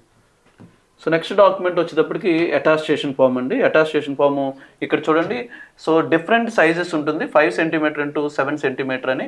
ఈ సైజులో ఉన్నటువంటి లార్జ్ ఫోటోను మాత్రమే ఇక్కడ మనం పేస్ట్ చేయాలి. సో దెన్ దాని మీద ఏ విధమైనటువంటి సిగ్నేచర్స్ అవి ఏమీ లేవు. దెన్ తర్వాత వచ్చేటప్పటికి నేమ్ రాయమన్నాడు, ఇక్కడ నేమ్ రాయండి, సర్ నేమ్ రాయండి. దెన్ తర్వాత మీరు ఎక్కడైతే ప్రజెంట్ అడ్రస్లో ఉన్నారో, ప్రజెంట్ అడ్రస్ వేరేగాను పర్మనెంట్ అడ్రస్ వేరేగాను ఉంటే కనుక 2 డిఫరెంట్ అడ్రస్లు రాయండి. ఇందులో మేజర్గా గుర్తుపెట్టుకోవాల్సింది ఏంటంటే, ఫర్ ఎగ్జాంపుల్ మీరు విజయనగరంలో ఉంటూ ఏదో చదువుకోవడానికో లేదంటే కోర్స్ నిమిత్తమో లేదు అని అంటే ట్రైనింగ్ నిమిత్తమో విశాఖపట్నం వచ్చారనుకోండి, అప్పుడు దాన్ని ప్రజెంట్ అడ్రస్గా రాయకూడదు. ఎంటైర్ ఫ్యామిలీతో సహా మీరు ఒకవేళ కంప్లీట్గా మోర్ దెన్ 1 ఇయర్ పాటు షిఫ్ట్ అయ్యి ఉంటే అప్పుడు మాత్రమే ప్రజెంట్ అడ్రస్ వేరేగాను అండ్ పర్మనెంట్ అడ్రస్ వేరేగాను రాయాలి. సో ఇక్కడ ఏదైతే అడ్రస్ ఉందో అడ్రస్ని క్లియర్గా రాయండి. పర్మనెంట్ అడ్రస్ పర్మనెంట్ అడ్రస్ గాను, ప్రెజెంట్ అడ్రస్ని ప్రెజెంట్ అడ్రస్ గాను రాయండి. దెన్ తర్వాత వచ్చేటప్పటికి ఆధార్ కార్డ్ నెంబర్ రాయండి. దెన్ తర్వాత వచ్చేటప్పటికి ఒకవేళ పాన్ కార్డు ఉంటే కనుక పాన్ కార్డ్ నెంబర్ రాయండి. ఒకవేళ మీకు పాన్ కార్డు లేకపోతే కనుక అప్లై చేసుకొని ఉంచుకోండి, ఆ జాయినింగ్ టైంలో మ్యాండేటరీ. అండ్ అగైన్ నేషనాలిటీ వచ్చేటప్పటికి ఇండియన్ అని రాయండి. డేట్ ఆఫ్ బర్త్ వచ్చేటప్పటికి డేట్ డబుల్ డిజిట్ ఉండాలి, మంత్ డబుల్ డిజిట్ ఉండాలి, ఇయర్ 4 డిజిట్ ఉండాలి. సో ఏదైతే ఉందో అది ప్రస్తుతానికి ఇప్పటికిప్పుడు ఏజ్ ఎంత అయితే ఉందో ఓన్లీ ఇయర్స్ మెన్షన్ చేస్తే చాలు. Years and month just years and ఒక 3 మంత్స్ అయితే 3 మంత్స్, సో 24 ఇయర్స్ అంటే 3 మంత్స్, 23 ఇయర్స్ అంటే 3 మంత్స్ ఏదైతే ఉందో అది కూడా మెన్షన్ చేస్తుంది. దాని తర్వాత కొంతమందికి 10th క్లాస్ యాక్చువల్గా అందరికీ కూడా 15 ఇయర్స్కి అప్పటికి అవుతుంది, కానీ కొంతమందికి 14 ఇయర్స్కి అయిపోతుంది, కొంతమందికి 16 ఇయర్స్కి అవుతుంది. మీ 10th అయ్యేటప్పటికి మీ ఏజ్ ఎంత ఉందో ఆ ఏజ్ని మెన్షన్ చేయాలి. సో నెక్స్ట్ వన్ వచ్చేటప్పటికి మీ ప్లేస్ ఆఫ్ బర్త్, మీరు ఎక్కడ పుట్టారో ఆ పుట్టినటువంటి ఏరియా. ఫర్ ఎగ్జాంపుల్ కోరమనపాలెం, కంచెరపాలెం, అది ఎక్కడ ఉంది అని అంటే విశాఖపట్నంలో ఉంది. అది ఎక్కడుంది? విశాఖపట్నం డిస్టిక్లో ఉంది, ఆంధ్రప్రదేశ్. ఇవన్నీ పూర్తిగానే రాయండి. దాని తర్వాత వచ్చేటప్పటికి మీరు ఏ డిస్టిక్ అంటే ఏ స్టేట్కి సంబంధించిన వాళ్ళు, మీరు ఎక్కడ పుడితే అది ఆల్రెడీ పైన రాసిందే రాస్తారు, విశాఖపట్నం డిస్టిక్, ఆంధ్రప్రదేశ్. నేను కంప్లీట్గా రాయాలి, నేను ఇక్కడ షార్ట్కట్లో చూపించాను. తర్వాత district state with belongs to your father, me father A district. ఎగ్జాంపుల్కి మన ఫాదర్ ఒక ఏరియాలో పుట్టి జాబ్ నిమిత్తం ఇక్కడికి వచ్చి ఇక్కడ మనం పుడితే కనుక అప్పుడు ఖచ్చితంగా ఫాదర్ డిస్టిక్ ఫాదర్ యొక్క స్టేట్ మారొచ్చు. కాబట్టి ఒకవేళ అలా చేంజెస్ ఉంటే చేంజెస్ మెన్షన్ చేయండి. సేమ్ అయితే కనుక విశాఖపట్నం, ఆంధ్రప్రదేశ్ రాయండి. ఎవర్ రిలీజన్, సో మీరు ఒకవేళ హిందూ, క్రిస్టియన్, ముస్లిం ఏదైతే ఉంటుందో అది మెన్షన్ చేయండి. దెన్ తర్వాత are you member of schedule, SC ఎస్టీకి సంబంధించిన వాళ్ళు అయ్యుంటే మీరు ఒకవేళ అయ్యుంటే ఎస్ అని రాయండి. So just answer only yes no మాత్రమే రాయాలి, ఇంకేం మెన్షన్ చేయాల్సినటువంటి అవసరం లేదని చెప్పాడు. సో నెక్స్ట్ వన్ వచ్చేటప్పటికి మీరు మీ ఏజ్ 21 ఇయర్స్ తర్వాత మీరు గనక మోర్ దెన్ 1 ఇయర్ పాటు ఎక్కడికైనా మూవ్ అయి ఉంటే ఆ మూవ్ అయినటువంటివి ఏ డేట్లో మూవ్ అయ్యారు, ఏ డేట్ వరకు ఉన్నారు. ఎగ్జాంపుల్కి నేను ఒకే ఊర్లో వేరు అడ్రస్సుల్లో ఉన్నాను, వేరు అడ్రస్సుల్లో 1 ఇయర్ పాటు ఆర్ 1 ఇయర్ కన్నా ఎక్కువ ఉండుంటే ఆ అడ్రస్లు మెన్షన్ చేయండి. అంటే ఏ డ్యూరేషన్ ఎప్పటి నుంచి 2022-23 వరకు అనుకోండి, 1 ఇయర్ మినిమం ఉండాలి, లేదా 1 ఇయర్ అండ్ సంథింగ్ ఏదన్నా ఎక్స్ట్రా ఉంటుంది. సో ఆ రెసిడెన్షియల్ అడ్రస్ మెన్షన్ చేయాలి. మీరు ఒకే ఊరు అయ్యుండి 2-3 అడ్రస్సుల్లో గనక లొకేట్ అయ్యి ఉంటే అఫీషియల్గా మీరు ఎప్పుడైనా మెన్షన్ చేసి ఉంటే ఆ అడ్రస్ని మెన్షన్ చేయండి. ఏ డ్యూరేషన్ పర్టికులర్లీ మీరు గుర్తుపెట్టుకోవాల్సింది, మీకు 21 సంవత్సరాల నిండిన తర్వాత మారినటువంటివి మాత్రమే. మీరు ఒకవేళ 20 సంవత్సరాల ఏజ్ గల వాళ్ళు అనుకోండి, ఇవి అసలు రాయాల్సినటువంటి అవసరమే లేదు. సో అలానే మీరు ఏ డిస్టిక్ సంబంధించిన వాళ్ళు, అలానే head quarter of the only district, name of district ఏదైతే ఉందో ఆ డిస్టిక్ని మనం ఇక్కడ మెన్షన్ చేయాలి. సో సేమ్ సిమిలర్లీ ఇక్కడ ఫాదర్ నేమ్, ఏదైతే ఫాదర్ నేమ్ ఉందో ఆ ఫాదర్ నేమ్ని ఇక్కడ మీరు మెన్షన్ చేయాలి. ఆయన ఇండియనా లేదంటే ఏంటంటే మ్యాక్సిమం అందరూ ఇండియనే ఉంటాం కాబట్టి సో నేషనాలిటీ రాయాలి. ప్లేస్ ఆఫ్ బర్త్, ఫాదర్ ఎక్కడ పుట్టారో ఆ పర్టికులర్ అన్నవరం, కాకినాడ, సంథింగ్ ఏదైతే విజయనగరం ఎక్కడైతే ఉంటుందో ఆ ఊరు పేరు మెన్షన్ చేయండి. అతను ఏం చేస్తూ ఉంటారు, ఒకవేళ డైలీ లేబర్ అయితే కనుక డైలీ లేబర్ అని రాయండి, ఆల్రెడీ ఎంప్లాయ్ అయితే ఎంప్లాయ్ అని, లేదంటే నార్మల్గా ఏదైనా పర్టికులర్ వర్క్ అయితే కనుక ఆ వర్క్ని మెన్షన్ చేయండి. So present postal address, so మీ ఫాదర్ అడ్రస్ ఏదైతే ఉందో ఆ అడ్రస్ని మెన్షన్ చేయండి. పర్మనెంట్ అడ్రస్, రెండు ఒకటే ఉంటాయి కాబట్టి చిన్నగా రాయడానికి ట్రై చేయండి. సేమ్ మదర్కి సంబంధించినటువంటి నేము, అలానే మదర్ ఇండియనా లేదా అనేది, ప్లేస్ ఆఫ్ బర్త్ మదర్ ఎక్కడ పుట్టారు, అలానే ఏంటండి ఆవిడ ఏం చేస్తూ ఉంటారు, అలానే ఆవిడ యొక్క అడ్రస్. స్పౌస్, ఒకవేళ మీకు మ్యారేజ్ అయ్యిండుంటే కనుక ఆ మ్యారేజ్ అయ్యిండుంటే ఆవిడ యొక్క నేమ్, అలానే ఇండియనా, అలానే ఎక్కడ పుట్టారు, ఆవిడ ఏం చేస్తూ ఉంటారు, వాళ్ళ యొక్క ప్రెజెంట్ అడ్రస్, పర్మనెంట్ అడ్రస్, రెండు ఒకటే అయితే కనుక రెండు కూడా కలిపి రాయండి, పర్వాలేదు. సో నెక్స్ట్ వన్ వచ్చేటప్పటికి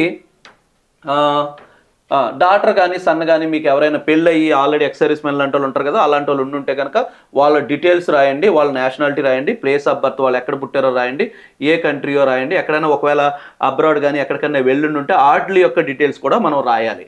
సో అది మ్యారేజ్ అయిన వాళ్ళకి మాత్రమే. నెక్స్ట్ వచ్చేటప్పటికి ఎడ్యుకేషన్ క్వాలిఫికేషన్, ఇది చాలా ఇంపార్టెంట్. ఎడ్యుకేషన్ క్వాలిఫికేషన్ 10th దగ్గర నుంచి స్టార్ట్ చేయాలి.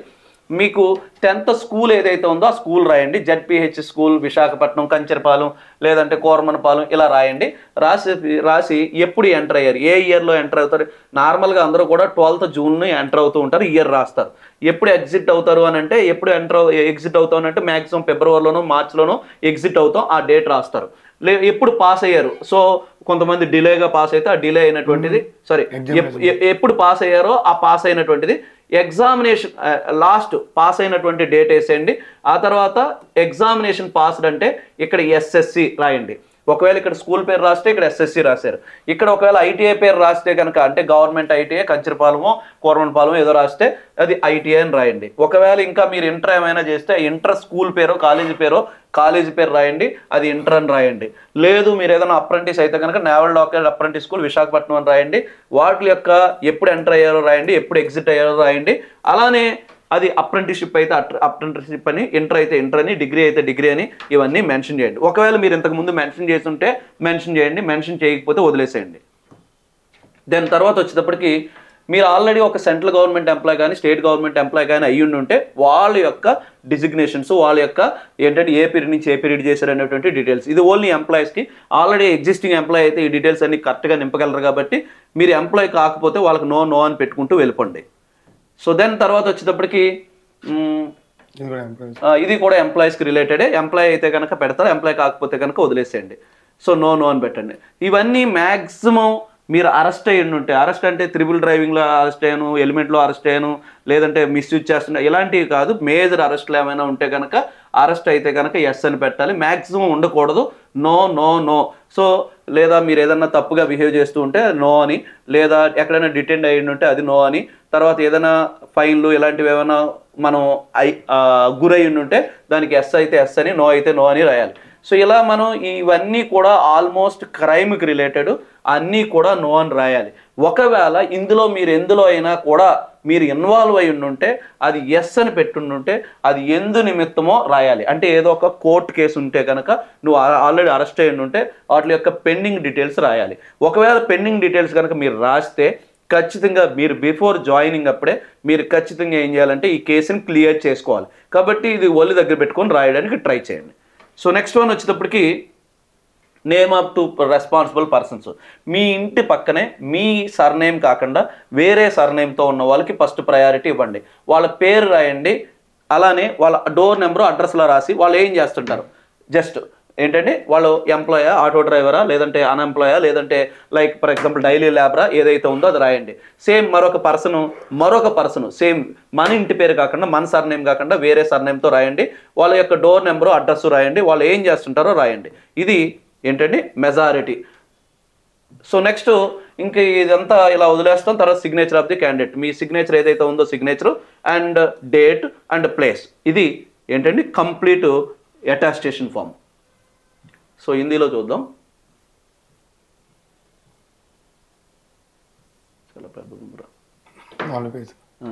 ओके दोस्तों, अभी बात करेंगे एटेस्टेशन फॉर्म के बारे में. ये पहले ये फाइनल होता है, एटेस्टेशन फिल करने के बाद ही आपको पूरा फॉर्म ए टू सी बोला था ना जो पहली बात में, तो ए टू सी फिर कंप्लीट हो जाएगा.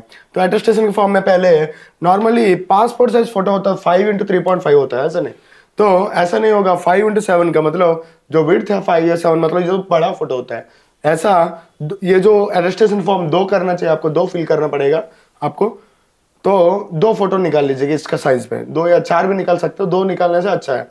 तो वो फोटो यहाँ पे एड्रेस करना है, मतलब यहाँ पे फिक्स करना है.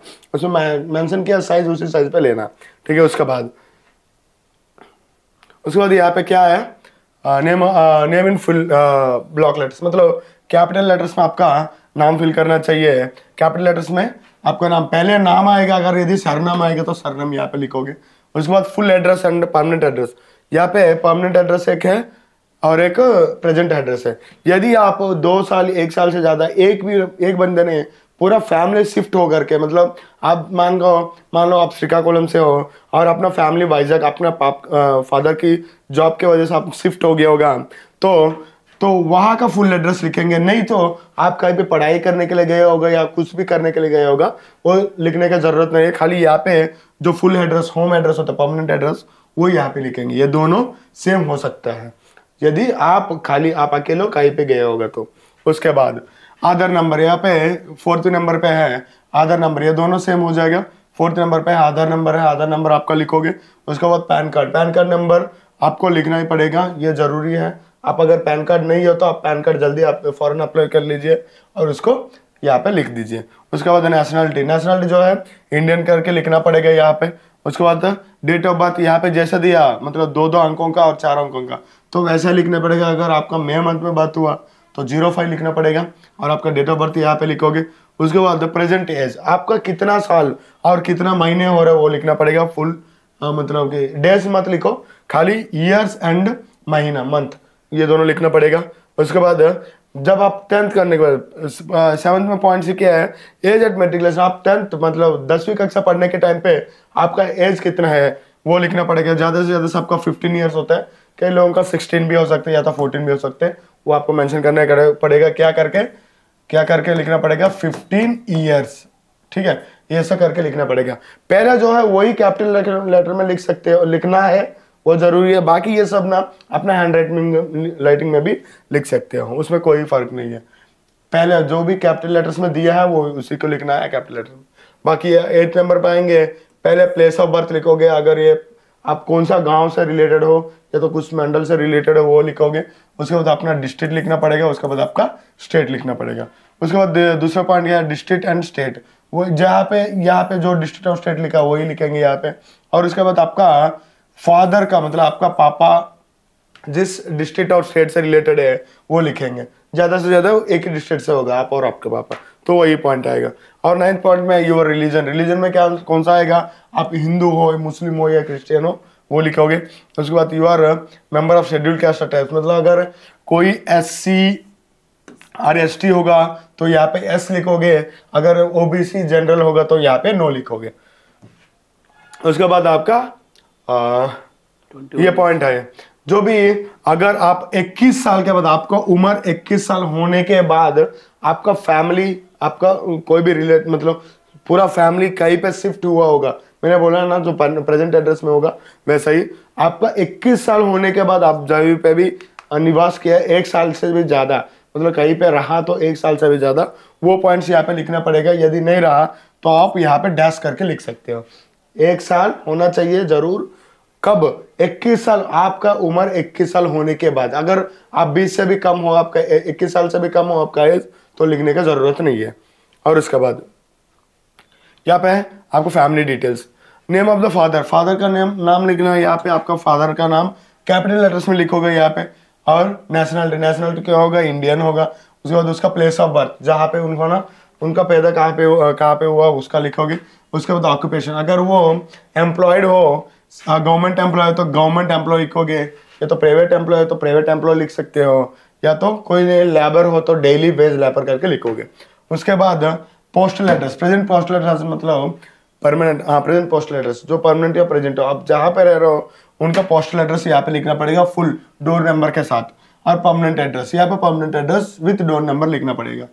और ऐसा ही उसका आपका मदर का भी, माँ का नाम लिखोगे फुल इन कैपिटल लेटर्स, उसके साथ नेशनलिटी आएगा इंडियन, उसके बाद प्लेस ऑफ बर्थ आएगा माँ का जहाँ पे जन्म लिया था वहाँ का, और ऑक्यूपेशन है हाउस वाइफ, ज्यादा से ज्यादा एम्प्लॉय नहीं होगा, हाउस वाइफ होगा तो हाउस वाइफ लिखोगे यहाँ पे, क्या हाउस वाइफ होगा, हाउस वाइफ लिखोगे।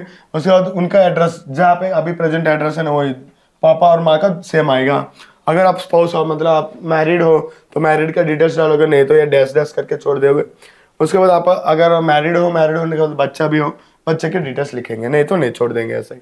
उसके बाद आपका एजुकेशन क्वालिफिकेशन, एजुकेशन क्वालिफिकेशन में पहले आप 10 से शुरू करने पड़ेगा। पहले यहाँ पे नेम ऑफ द कॉलेज और स्कूल का एड्रेस दिया हुआ है, तो नेम ऑफ द कॉलेज मतलब यहाँ पे ज्यादा से ज्यादा कौन सा कॉलेज या स्कूल पे आपने पढ़ाई की। यहाँ पे एक बंदे ने ZPHS मतलब जिला परिषद स्कूल में उन्होंने पढ़ाई किया, तो जिला परिषद हाई स्कूल कोई विशाखापट्टनम हो, विशाखापट्टनम लिखोगे।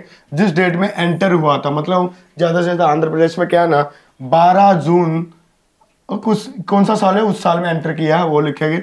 और जो लिविंग डेट होता है, लिविंग डेट आप अगर याद हो मार्च में या तो अप्रैल में रिलीव होगा वो लिख सकते हैं, नहीं तो जिस डेट में सर्टिफिकेट आया सर्टिफिकेट में डेट मेंशन किया होगा वो लिख सकते हो। उसके बाद कौन सा एग्जामिनेशन आपने क्वालिफाई किया, पहले 10th मतलब SSC क्वालिफाई किया वो लिखना पड़ेगा। उसके बाद ITI के डिटेल्स देने पड़ेगा, मतलब उसके बाद क्या पढ़ाई किया, अगर +2 किया +2 के बाद IT किया तो ऐसा लिखोगे, तो उसके बाद +2 का देना पड़ेगा, उसके बाद ITI, ठीक है। अगर सीधा अपना ITI किया लेते हो, ITI कौन सा कॉलेज में किया, इन्होंने गवर्नमेंट ITI में पढ़ा, गवर्नमेंट ITI कंचरपालम में पढ़ा था वो लिख दिया। उसके बाद कौन सा डेट पे एंटर हुआ उसमें लिखा होगा जुलाई में, मतलब उसमें डेट नहीं लिखा होगा, जरूर मंथ तो लिखा होगा अपने सर्टिफिकेट में, तो सर्टिफिकेट देख के ये दोनों भर सकते हैं। उसके बाद कौन सा एग्जामिनेशन पास किया आपने ITI लिखोगे। उसके बाद अगर आपने अप्रेंटिस किया तो +2 किया तो ग्रेजुएशन किया तो वो सब भी आप लिख सकते हो उसके अनुसार। उसके बाद आप अगर कोई गवर्नमेंट सर्वेंट हो, सेंट्रल गवर्नमेंट या स्टेट गवर्नमेंट या तो कोई PSU में आप काम कर रहे हो, उसका डिटेल्स यहाँ पे फॉल करना पड़ेगा, जिस पीरियड में फ्रॉम कब ज्वाइनिंग हुआ और कब टिल डेट। अगर आप ही अभी तक आप कर रहे हो तो टिल डेट करके लिखना पड़ेगा। यहाँ पे टिल डेट क्या होता है, 2 में टिल डेट होता है। और यहाँ पे डिजिग्नेशन क्या है अपना, नेचर ऑफ ड्यूटी, एम्प्लॉयमेंट क्या हो, डिजिग्नेशन आप लिखोगे, फुल एड्रेस कहाँ पे आप नौकरी कर रहे हो, कंपनी नेम या तो डिपार्टमेंट नेम वो सब लिखोगे। उसके बाद reason for leaving the previous service, कुछ भी रीजन होगा, होम टाउन होगा या कुछ भी हो, वो रीजन यहाँ पे फेस करना पड़ेगा। और उसके बाद अगर कुछ भी नहीं है, जो भी एम्प्लॉय नहीं है, पहली बार नौकरी में आ रहे, ये सब नो आएगा। ये भी है, अगर गवर्नमेंट सर्वेंट को ये सब गवर्नमेंट सर्विस करने वालों को ये सब पता रहेगा, वो अपने आप फिल कर सकते हैं। यह भी वही पॉइंट है। और उसके बाद ये 15 पॉइंट जो भी है ना, ये थोड़ा ध्यान रख के फिल करना पड़ेगा। यदि इसमें कुछ भी अगर उल्टा सीधा कर दिया ना तो आपका ज्वाइनिंग ऑर्डर आने के लिए देरी हो जाएगा। ये अब जब भी फिल करेगा 15 पॉइंट, इसको ध्यान से फिल करना पड़ेगा। इसमें क्या क्या दिया है अभी देखेंगे दोस्तों। पहला है ये में क्या दिया है, have you ever been arrested, मतलब आप कभी भी अरेस्ट हुआ का, मतलब नॉर्मल चीटिंग केसेस में, छोटा छोटा केसेस में अगर अरेस्ट हो, मतलब ट्रिपल राइडिंग में हो या तो वो अरेस्ट नहीं होता, सीधा फाइन ही डालता है, तो उसमें आपको नहीं हो सकता है। जो भी FIR जो बोलते हैं ना, पुलिस स्टेशन में जाने के बाद FIR वो वाला रजिस्ट्रेशन वाले केसेस जो भी होगा, उसमें अगर आप अरेस्टेड हो तो यस करेंगे, नहीं तो नहीं। ज्यादा से ज्यादा यहाँ पे नो होना चाहिए, ये ऑप्शंस पूरा एक बार ध्यान रख के करो। उसके बाद प्रोसिक्यूटेड मतलब व्यभिचार करने के टाइम पे कभी भी आप पकड़ा गए हो, उस अगर ऐसा हो तो इसमें ऐसे लिखोगे, नहीं तो नहीं लिखोगे। उसके बाद you have been kept under detention, मतलब कुछ भी मतलब क्राइम करने की वजह से आपको पुलिस स्टेशन में या कुछ भी पुलिस स्टेशन में कस्टडी में रखा होगा तो यस करोगे, नहीं तो नो करोगे। उसके बाद have you been fined for court of law, कुछ भी मतलब किसी कारण की वजह से आपने कोर्ट को जाके फाइन भरना पड़ा तो उसके लिए आप अगर किया होगा तो यस करोगे, नहीं तो नो करोगे। उसके बाद have you been convicted for court of law in any office, मतलब कोई भी ऑफिस में मतलब कुछ मतलब क्या बोलते हैं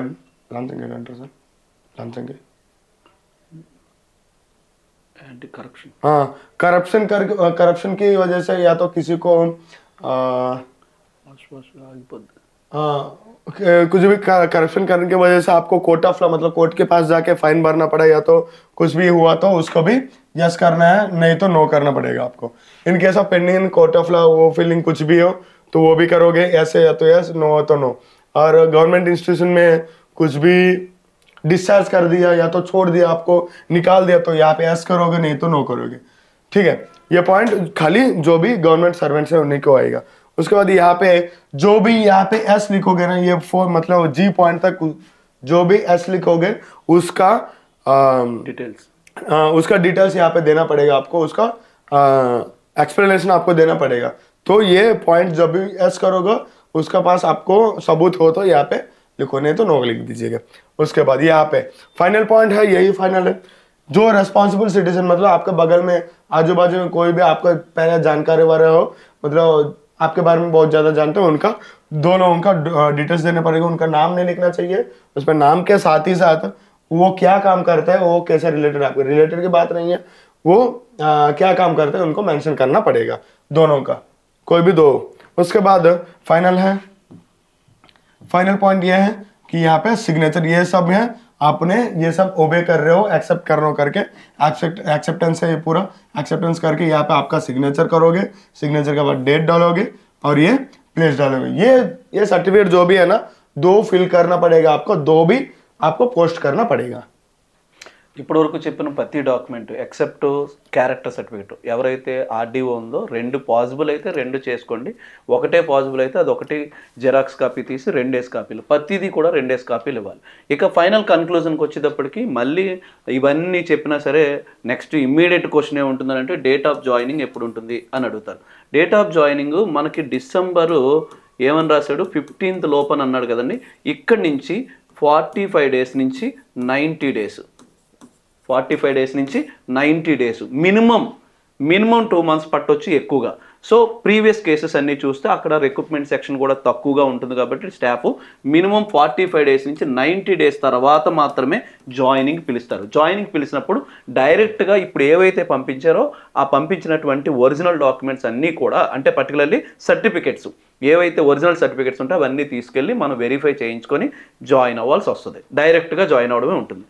ఓకే, సో ఇలా 2 ఒకేసారి చేయడానికి గల రీజన్, చాలామంది ఈ డాక్యుమెంట్ ప్రిపరేషన్ అటు చూడు, డాక్యుమెంట్ ప్రిపరేషన్ పెట్టినప్పుడు హిందీలో తక్కువ టైం వస్తుంది, తెలుగులో ఎక్కువ టైం వస్తుంది, లేదా పర్టికులర్ పాయింట్ ఈ టైంలో ఎక్కువ వస్తుంది ఆ టైంలో తక్కువ వస్తుంది అంటున్నారు కాబట్టి ప్యారలల్గా ఎక్స్ప్లెయిన్ చేయాలన్నది ఉద్దేశం। So thank you one and all the best for who are selected for tradesmen mate, ఎవరైతే సెలెక్ట్ అయ్యారో వాళ్ళందరికీ కూడా ప్రత్యేకంగా ఐ స్టడీ సెంటర్ తరపు నుంచి ప్రత్యేకమైనటువంటి కంగ్రాచులేషన్స్। పర్టికులర్లీ ఇన్స్టిట్యూట్ తరపు నుంచి సెలెక్ట్ అయిన అందరి డీటెయిల్స్ అతి త్వరలోనే మీకు డిస్పేట్ చేస్తాం। Thank you. ओके, सबको फाइनली ये डाउट आता है सब लोगों को, भाई आप सब लोग ये तो भेज दिया तो कॉल लेटर कब आएगा, तो आप तो सेलेक्ट हो गया, अभी तो खुश रहो। तो क्योंकि ये जो पीरियड होता है ना सेलेक्ट होने के बाद ज्वाइनिंग का जाने का पहले जो पीरियड होता है वो, उसमें आपको बहुत एक्साइटमेंट रहता है, क्योंकि नौकरी तो लग गया, सब लोग बोलेंगे भाई कब जाओगे, कैसा है, ये है वो है, मतलब घर में भी थोड़ा इज्जत बचेगा।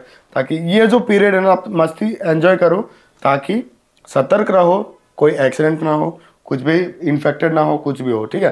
और उसके बाद ज्वाइनिंग डेट के बारे में बात करेंगे। अभी ज्वाइनिंग डेट मैक्सिमम हम लोगों को क्या दिया, दिसंबर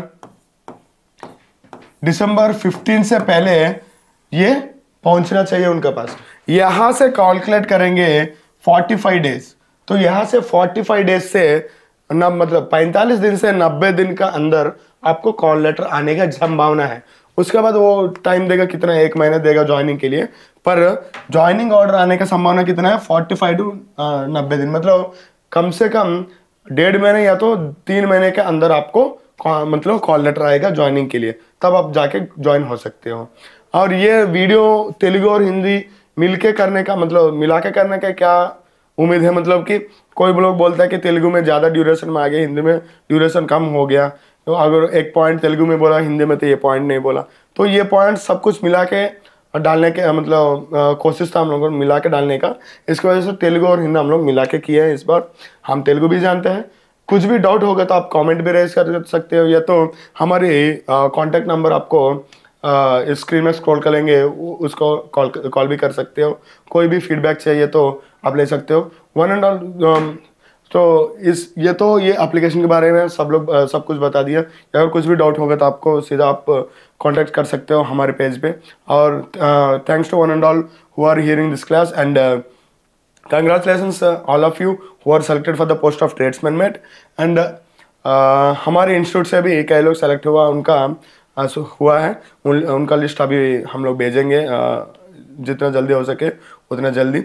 और यही इतना क्लास हमारे आई स्टडीज की तरफ से आप सब लोगों को once again congratulation, heartfully congratulation to all of the candidates who are selected for the TMM tradesman mate for Andaman and Nicobar.